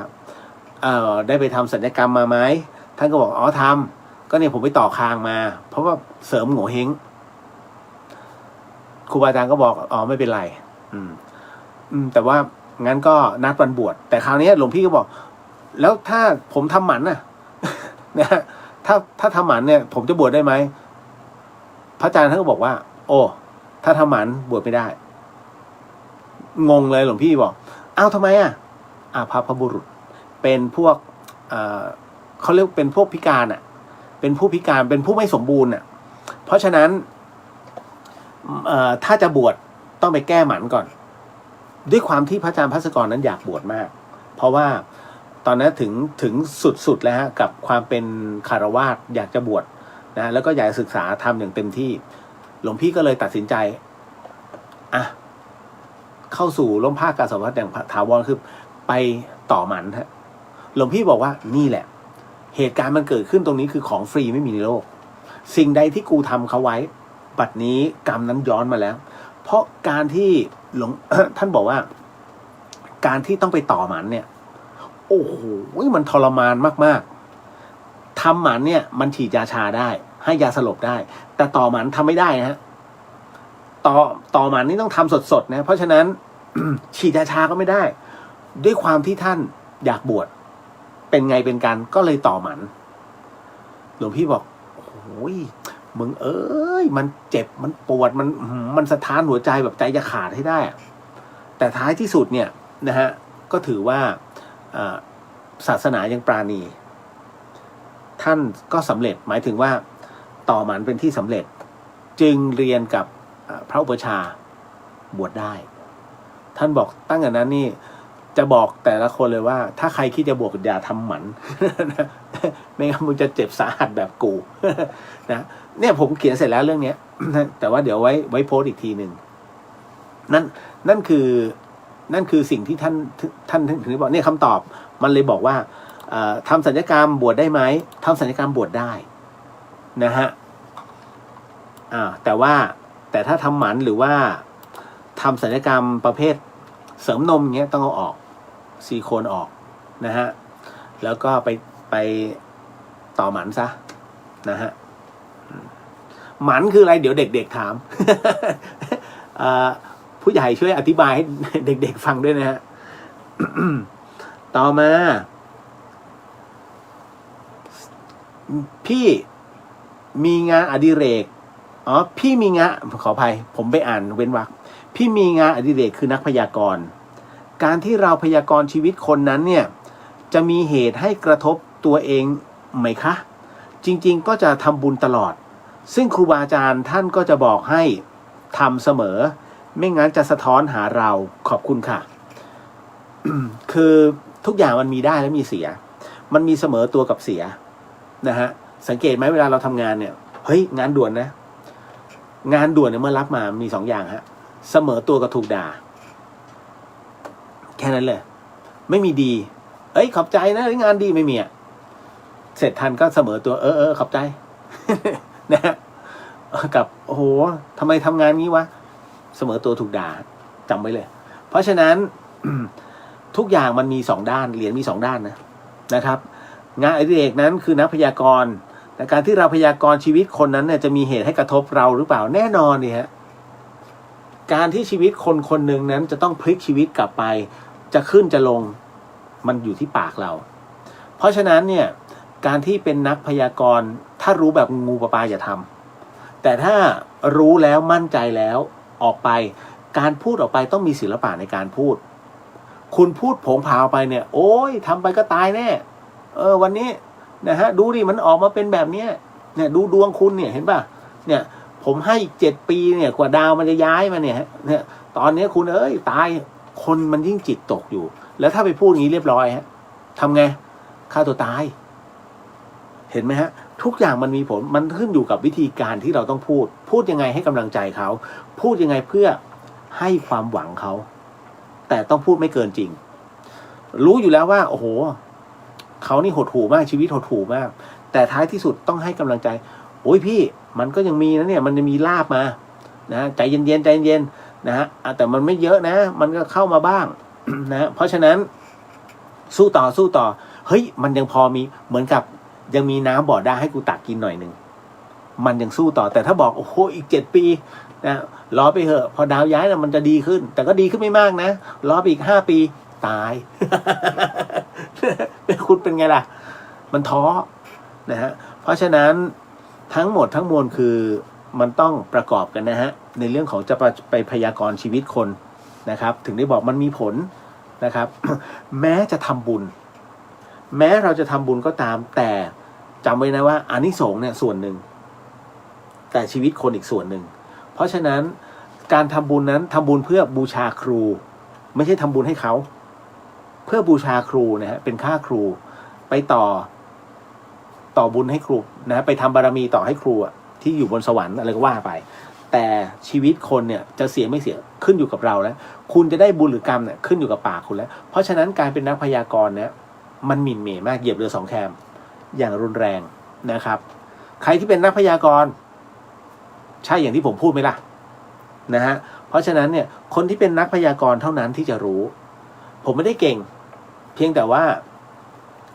ศึกษาให้รู้แต่จะไปบอกว่าดูนี่ถามหลวงพี่นุกเลยฮะ ถ้าใครต้องการรู้เลยถามหลวงพี่นุกเพราะว่าหลวงพี่นุกเป็นเรียกว่าเป็นอาจารย์สอนโหราศาสตร์เขาอยู่ในชมรมธรรมพยากรณ์นะครับเขาจะมีทุกศาสตร์แต่หลวงพี่นุกท่านจะสอนไม่ได้ดูนะฮะท่านสอนให้ว่าอันนี้วิธีการดูแบบนี้ทักษะอะไรก็ถามก็ได้นะฮะ ต่อมาฟังดีๆเนอะนะฮะคือหลายคนก็หมดกำลังใจเมื่อวันพฤหัสไม่เอ่ยชื่อนะครับพระคุณเจ้าขออภัยด้วยมีพระท่านส่งข้อความมานะบอกว่าหมดกำลังใจในเรื่องของการจะบวชต่อนะฮะท่านจะสึกหลังจากที่ออกพรรษาแล้วผมก็เลยบอกว่าถามกลับไปหลวงพี่ถามใจหลวงพี่ก่อนว่าหลวงพี่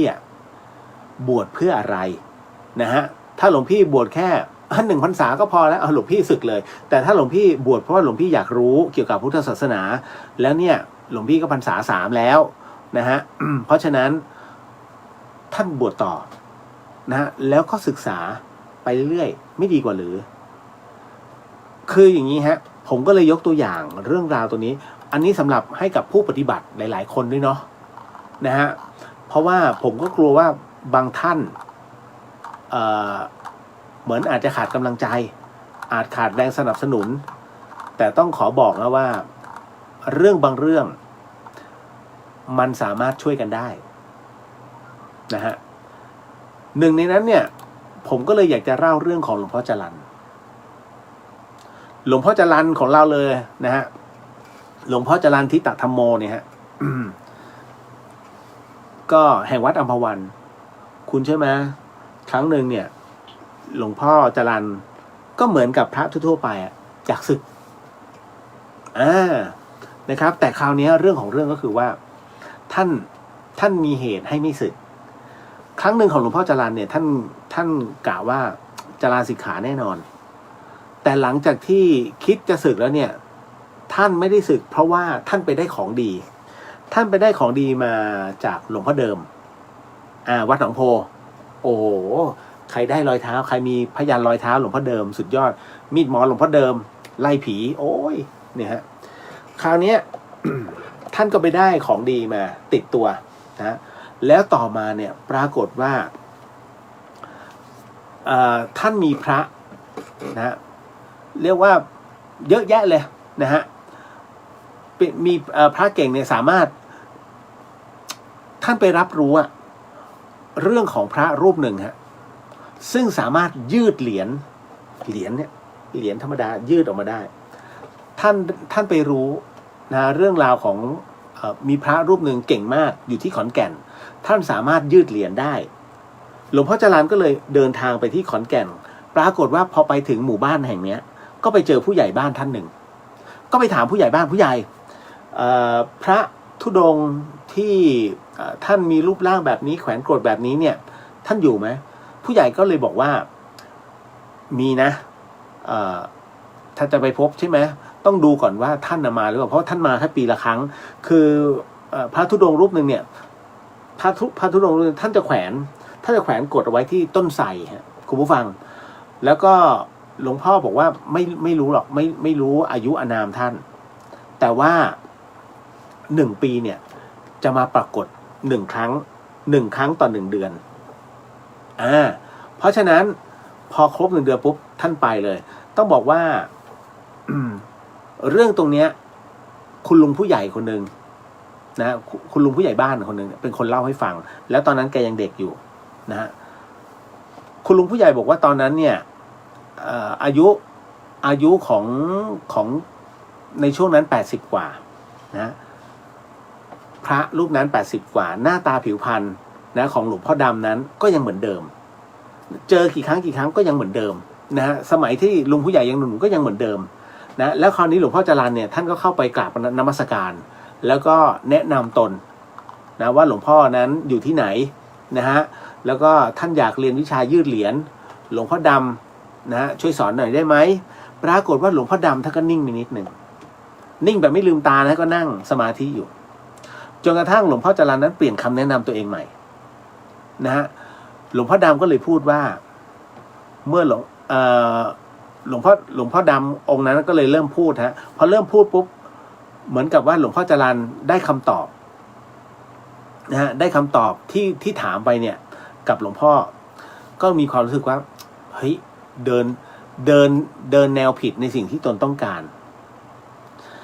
หลวงพ่อในป่าเนี่ยก็คือหลวงพ่อดำเนี่ยท่านพูดอย่างนี้ฮะท่านบอกว่า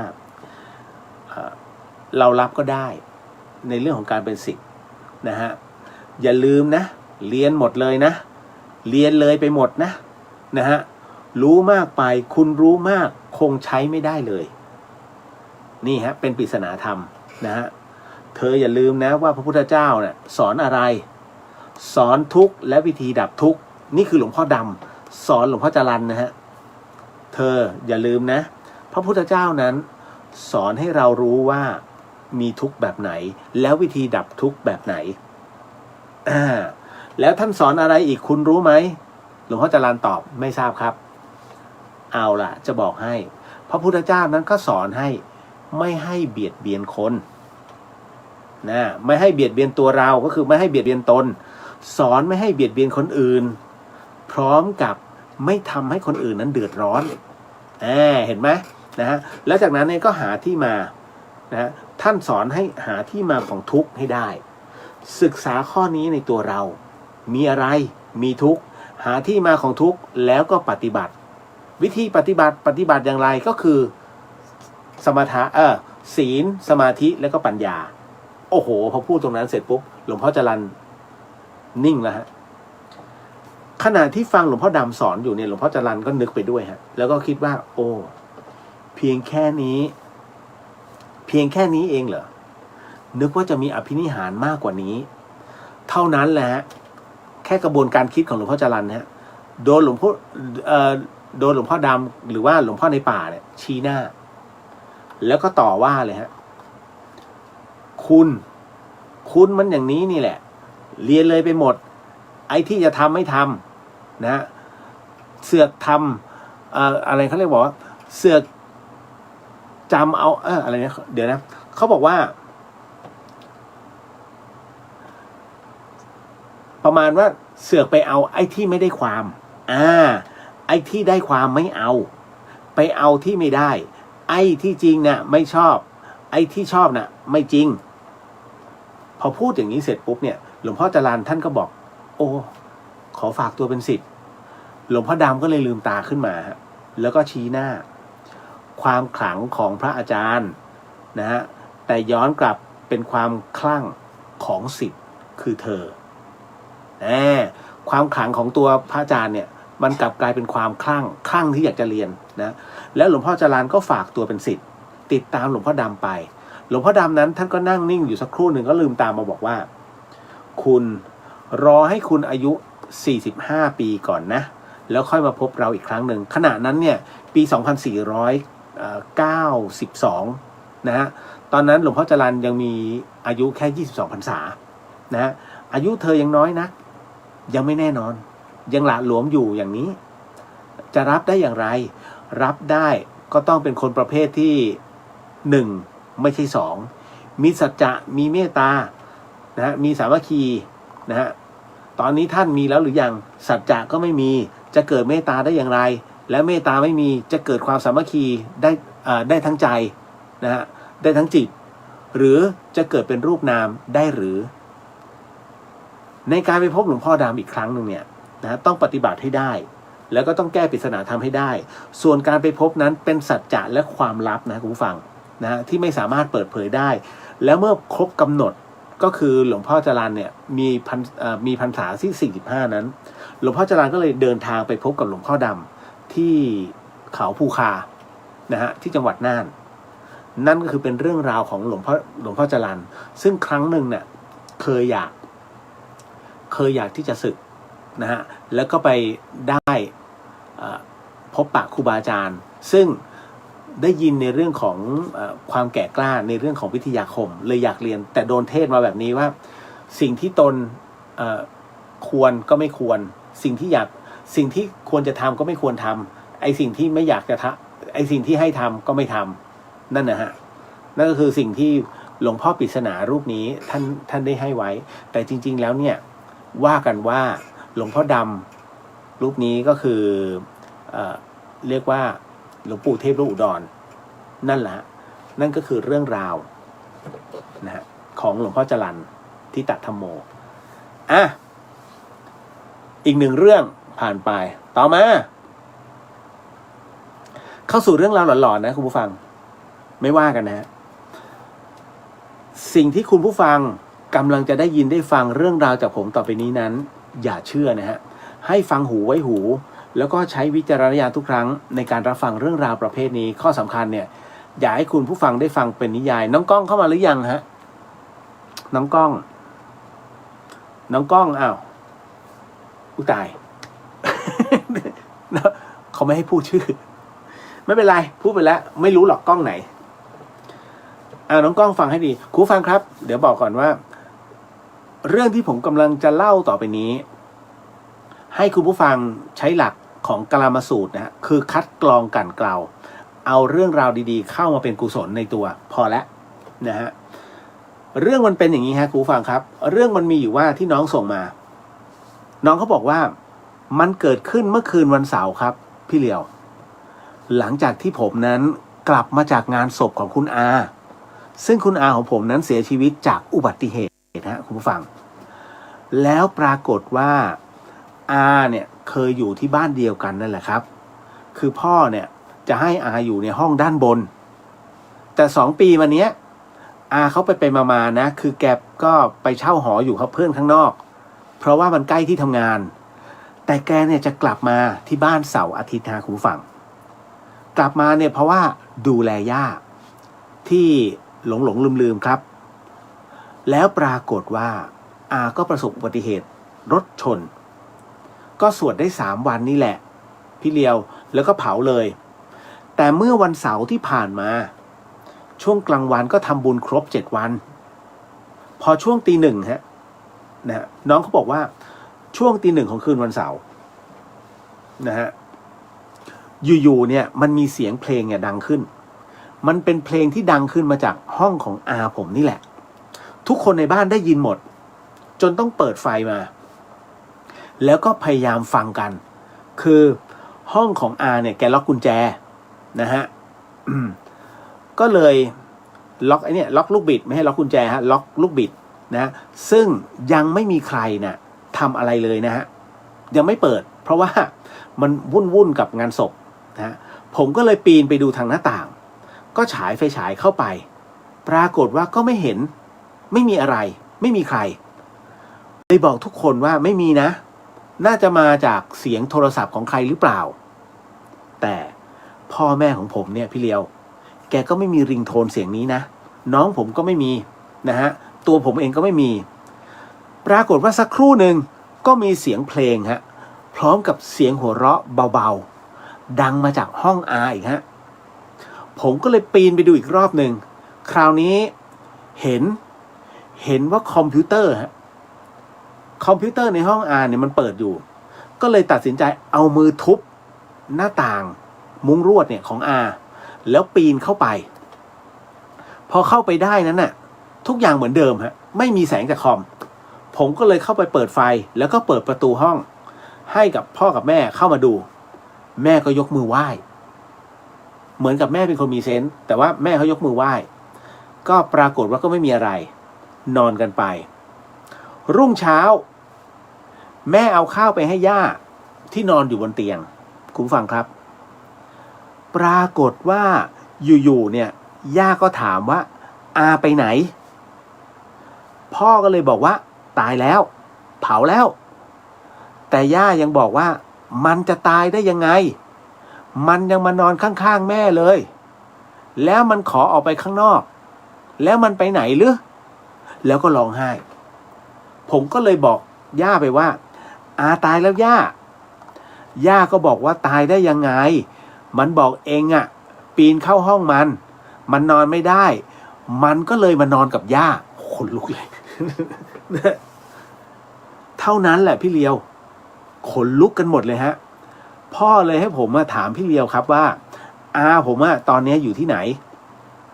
ไปหรือยังแล้วเขามาทำอะไรหรือครับขอบคุณครับพี่ผมรอฟังครับคืออันเนี้ยมันเป็นเหตุที่มันเกิดขึ้นปัจจุบันทันด่วนแล้วก็ได้คุยกับน้องเขาเมื่อช่วงหัวค่ำที่ผ่านมานะฮะก็ คืออย่างนี้อาเนี่ยไปไหมพรุ่งนี้น่าจะมาอีกรอบหนึ่ง คุณผู้ฟังครับผมเคยพูดเสมอนะฮะว่าหลวงปู่ดูพรหมปัญโยเนี่ยฮะท่านเคยบอกเอาไว้ว่าถ้าเราจะทำบุญให้กับคนนั้นโดยที่เรียกว่าซื้อ1 แถม 1มีโปรโมชั่นก็คือวันที่7ของการที่เขาเสียชีวิตนั่นคือ1 รอบนะฮะมีโปรโมชั่น2ครบรอบ50 วันถ้าทำบุญปุ๊บในวันที่50ของการเสียชีวิตปุ๊บขึ้นเลย3วันที่100ทำบุญปุ๊บขึ้นเลยเช่นกัน3 ชุด7 วัน50 วัน100 วันอ้าวแล้วอีกอันนึงล่ะอีกอันนึงก็คือขึ้น15 ค่ำของทุกเดือนต้องข้างขึ้นนะฮะไม่ข้างแรมนะฮะเพราะฉะนั้นหลวงปู่ดูจึงบอกว่าถ้าจะทำบุญแล้วก็ให้บุญถึงพร้อมนะฮะแล้วก็สามารถเปลี่ยนภพภูมิได้คือขึ้น15 ค่ำของทุกเดือน1 ปีมี12 วันถูกไหมฮะก็คือ12 เดือนมันจะมีแค่12 วันดังนั้นเนี่ยจะมีแค่12 หนเท่านั้นที่ขึ้น15 ค่ำสำหรับผู้ที่ล่วงลับไปแล้วเราทำบุญไปเนี่ยซื้อ1 แถม 1นะฮะดังนั้นอย่างวันพรุ่งนี้ขึ้น15 ค่ นรกหยุดนะนรกหยุดทรมานสวรรค์หยุดภาวนาเพื่อที่จะปล่อยให้ทั้งทวยเทพเทวดาแล้วก็เหล่าสัพพวิญญาณสัมภเวสีขึ้นมาขออานิสงส์ผลบุญกับญาติที่ร่วมกันใส่บาตรและทำบุญนี่แหละฮะนั่นคือสิ่งที่หลวงปู่ดูท่านได้บอกเอาไว้หลวงปู่ดูอย่าลืมนะฮะบทสวดจักรพรรดินี่เป็นบทสวดที่เมตตามากแล้วก็ส่งสัพพวิญญาณขึ้นไปเป็นเทวดาทั้งหมดนะฮะแต่การขึ้นไปเป็นเทวดานั้นต้องขึ้นอยู่กับแรงกรรมของแต่ละคนไม่ใช่ว่าสวดปุ๊บขึ้นหมดไม่ใช่โอ้งั้นนรกว่างสินะฮะต้องขึ้นอยู่ว่าโทษนะตรงนั้นมันถึงพร้อมเหมือนกับนักโทษชั้นดีอ่ะกำลังจะขออภัยโทษสวดบทจักรพรรดิปุ๊บส่งเลยขึ้น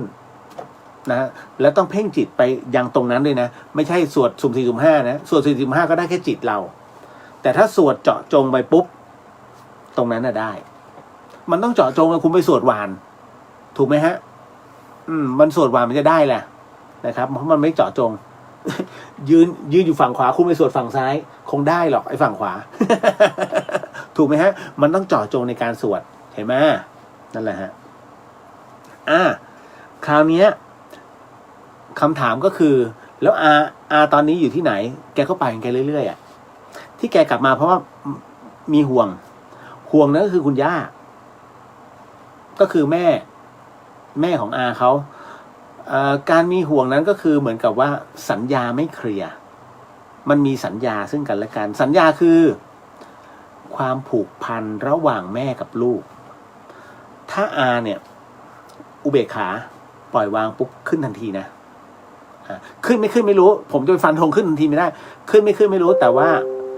ตรงเนี้ยเขาจะวางด้วยตัวจิตของเขาจะวางทันทีจะวางเป็นกลางนะฮะแล้วจากนั้นเนี่ยตอนนี้ผมอยู่ที่ไหนตอบไม่ได้หรอกครับแต่อยู่วนๆแถวๆนั้นน่ะแล้วก็ไปหรือยังไม่ไปนะฮะยังไม่ไปฮะจนกว่าจะวางอุเบกขาให้ได้ก่อนแล้วเขามาทำไมมาเพราะมีห่วงมีหน้าที่มีความรักเนี่ยคือบ่วงทำเป็นเล่นนะคุณเรื่องความรักเนี่ยเรื่องรักเป็นสิ่งสวยงามแต่รักนั้นจึงเปรียบเสมือนดอกกุหลาบได้ฉันใดตัวกรรมแล้วก็บ่วงกรรมเหมือนกับหนามกุหลาบฉันนั้นฮะเห็นไหม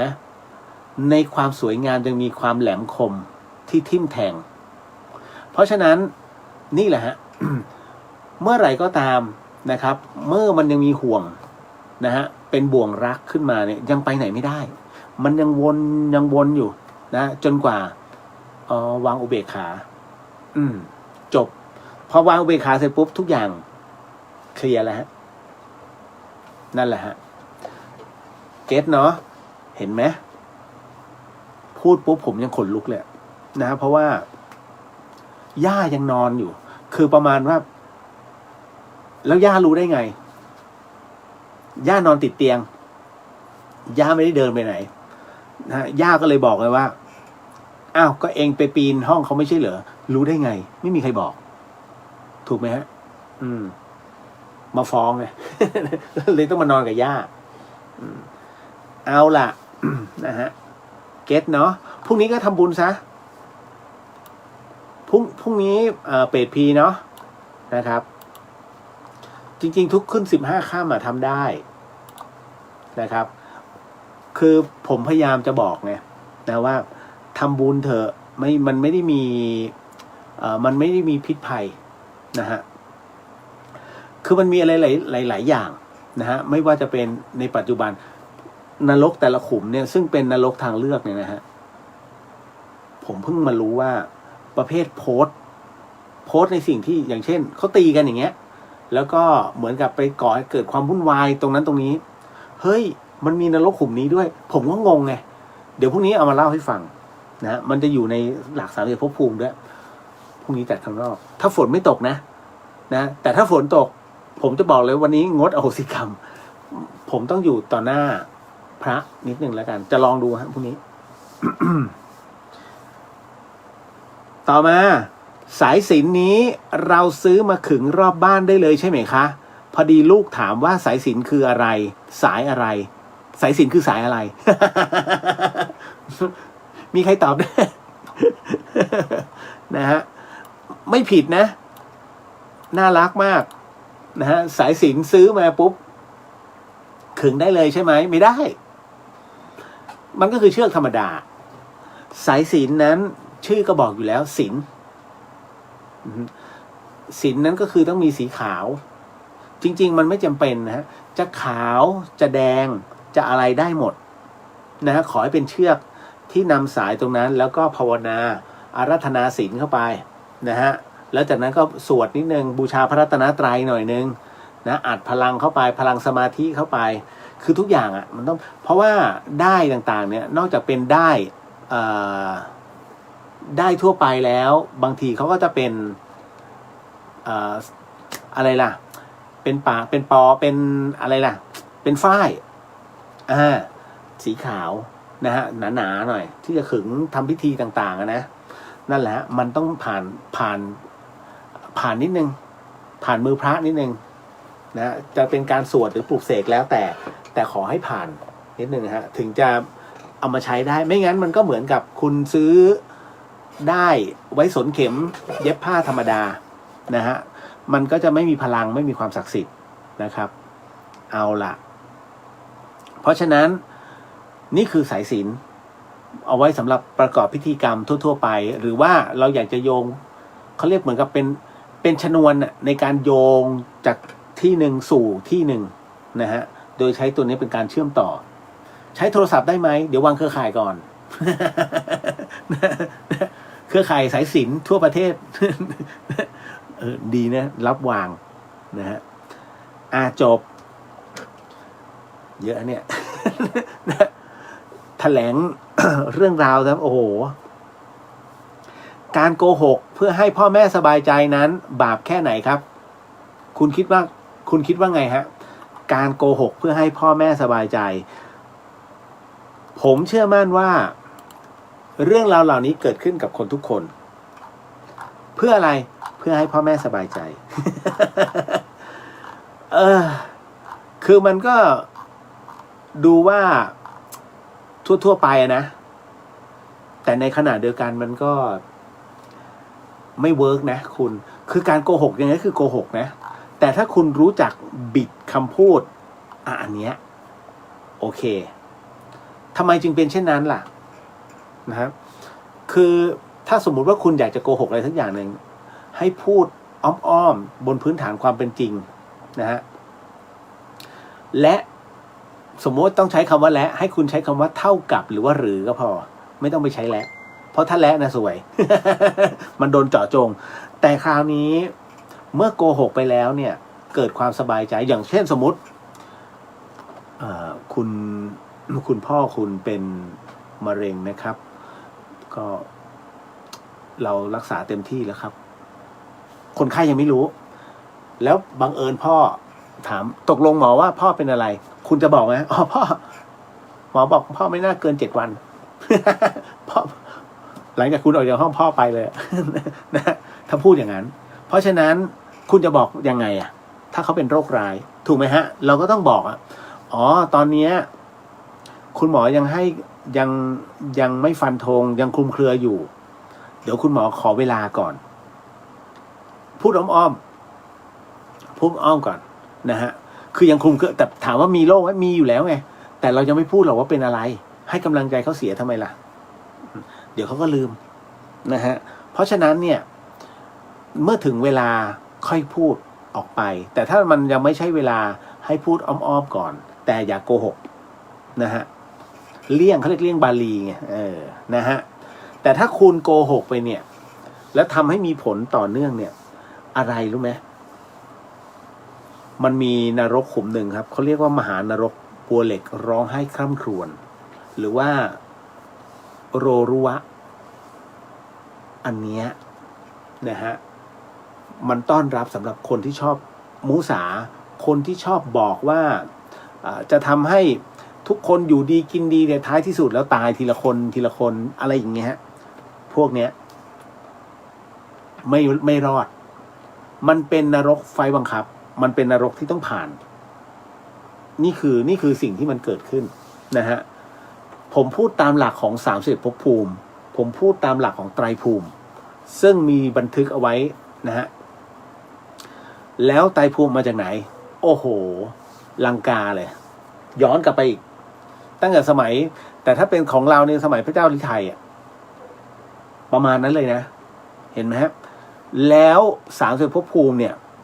เป็นหนังสือที่มีก่อนนาซาดังนั้นในเรื่องของภูมิอวกาศภูมิดวงดาวภูมิของจักรวาลมาก่อนนาซานะผมถึงได้บอกว่าเฮ้ยอย่าบอกว่าพุทธศาสนางมงายไม่ใช่ไปดูให้ดีพุทธศาสนาเนี่ยรู้ก่อนวิทยาศาสตร์เยอะเลยเพียงแต่ว่าเรื่องบางเรื่องอย่างนอสตราดามุสมานานแค่ไหนแล้วหลายร้อยปีแล้วนะนอสตราดามุสไม่รู้จักเครื่องบินนอสตราดามุสจึงบอกว่าเหล็กที่ลอยได้พูดอย่างนั้นเพราะฉะนั้นเนี่ยเรื่องบางคือศัพท์บางศัพท์เนี่ยเราเพิ่งจะมาอยู่ในยุคปัจจุบันแต่สมัยก่อนศัพท์พวกนี้มันไม่มีแน่นอนที่สุด30ภพภูมิซึ่งเป็นบันทึกตั้งแต่สมัยโบราณพูดไว้หมดเพียงแต่เปรียบเปรยใกล้เคียงกับวิทยาศาสตร์สมัยนี้เห็นไหมฮะอย่างกับเนี้ยนะฮะคำว่ากับเนี่ยมันกี่ปีโอ้โหมันมีสูตรของมันอยู่แต่วิทยาศาสตร์ยังไม่รับรองแล้วทำไมเราต้องให้วิทยาศาสตร์รับรองทำไมวิทยาศาสตร์ที่แกพิสูจน์ไม่ให้พุทธศาสนารับรอง ถูกไหมฮะมันกลับกันแล้วมันมีอะไรหลายอย่างนะครับพอสมควรเลยเพราะฉะนั้นในเรื่องของการโกหกเพื่อให้พ่อแม่สบายใจนั้นดีไหมไม่ดีแต่ถ้าพูดเพื่อเลี่ยงออกไปเนี่ยนะฮะไม่ได้โกหกแต่พูดอ้อมๆไปก็ไม่ผิดนะฮะคุณธงชัยสวัสดีครับพี่เดียวสวัสดีครับผมนะฮะต่อมาการเผาศพโอ้โหอันนี้การเผาศพคือการส่งวิญญาณและร่างคนตายไปสวรรค์หรือเปล่าคะแล้วตอนตายนั้นวิญญาณจะออกจากร่างยังไงคะไอ้เรื่องเนี้ยไอ้วิญญาณออกจากร่างผมเหมือนผมพูดไปแล้วนะเผาศพและส่งวิญญาณร่างกายคนตายไปสวรรค์หรือเปล่าผมก็สังเกตหลายครั้งแล้วนะฮะหลายๆคนที่เผาศพไปนะส่งไปสวรรค์แล้วนะเป็นคำอวยพรฮะเป็นใช้คำว่าคาดว่าน่าจะเป็นนะประมาณนั้นเรียกว่าเป็นคำอันเป็นมงคลเพื่อให้กำลังใจนะฮะแต่ไปสวรรค์หรือไม่ไปเราเองก็ฟันธงไม่ได้มันขึ้นอยู่กับตัวบุญของคนตายฮะถ้าคุณคิดว่าโอ้ยตอนมันมีชีวิตอยู่เดี๋ยวยิงปลาเดี๋ยวเตะหัวหมานะฮะโอ้ยเที่ยวรังแกชาวบ้านตายไปเดี๋ยวเขาขึ้นสวรรค์ขึ้นไหมล่ะบุญไม่ทำกรรมสร้างสรรค์เหลือเกิน ดังนั้นเนี่ยถึงได้บอกว่าต้องดูให้มันเป็นวาระของแต่ละคนไปนะฮะ บ้านฝายหินเผาศพแต่ละทีพอเสร็จปุ๊บเขาจะเอามานะเขาจะเอากระดูกมาเป็นผงกระดูกครับแล้วเขาจะเอามาผูกกับไอ้อะไรนะพลุตัวพลุแล้วยิงขึ้นบนอากาศฟิวแล้วก็ตุ่มขึ้นสวรรค์ในหลวงพี่เท่งฉากจบที่แม่หลวงพี่เท่งที่เขายิงขึ้นสวรรค์ยิงใส่พลุอันนั้นคือเรื่องจริงนะฮะที่เมืองเหนือเขาทำกัน ตุ่มแล้วฝุ่นกระดูกก็กระจายลงสู่หลังคาชาวบ้านบุญหรือบาป ไม่อันนี้ปล่อยให้เขาคิดเอาเองไงคือมันเป็นธรรมเนียมซึ่งเป็นความเชื่อของเขาแต่ในขณะเดียวกันเนี่ยมันต้องดูก่อนว่าความเป็นไปได้มันอยู่ตรงไหนถูกไหมฮะเพราะฉะนั้นจะบุญหรือบาปมันขึ้นอยู่แค่ตัวบุญกับตัวกรรมที่ติดตัวเขาไปตอนที่ตายหลวงตามหาบัวเนี่ยพูดเสมอนะฮะว่าคนเรามีสิทธิ์เลือกเกิดได้นะฮะ แต่แต่อันนั้นหมายถึงว่าคุณต้องปฏิบัตินะคุณต้องปฏิบัติอย่างนิ่งเลย แล้วมันสามารถกำหนดแดนเกิดได้เป็นแบบไหนเดี๋ยวพรุ่งนี้ค่อยว่ากัน เอาเรื่องตรงนี้ก่อนนะที่น้องบอกว่ายิงอะไรนะส่งวิญญาณคนตายไปสวรรค์จริงหรือเปล่าการเผาจริงๆแล้วการเผาร่างนั้นก็คือการนำเอาสังขารของเราเนี่ยกลับสู่เท่าธุลีเป็นธาตุดินเหมือนเดิมแค่นะครับเหมือนก็คือเป็นเท่าฐานให้สลายไปกับธรณีถ้าไม่แน่สิ่งที่คุณเดินผ่านกันอยู่เนี่ยกระดูกคนทั้งนั้นที่อยู่ใต้พื้นหญ้าเพราะมันใครต่อใครไม่รู้มันทับถมกันนะปนกันไปแต่เราไม่ได้ยึดติดตรงนั้นนะเพราะมันคือแคลเซียมในขณะเดียวกันก็ไม่เปลืองเนื้อที่เพราะเผาศพวิญญาณออกตรงไหนออกจากปราณตรงไหนที่ปราณออกตรงนั้นวิญญาณออกตรงไหนก็จะมีแค่จมูกกับปากที่หลุดออกไปบางท่านก็บอกว่าออกจากทวารทั้ง9ซึ่งถ้าออกจากทวารทั้ง9น่าจะเป็นผมว่าน่าจะเป็นพวกเลือดนะอะไรคือทวารทั้ง9ทวารมันมีรูเดียวนะไม่ใช่ทวารทั้ง9หมายถึงว่าอะไรก็ตามที่อากาศมันเข้าและออกได้คือตา2จมูก2ถูกไหมหู2เข้าไปเท่าไหร่แล้ว6ปาก1 7นะฮะเพศ8ตูด9ทวารทั้ง9นะฮะเพราะฉะนั้นนั่นคือ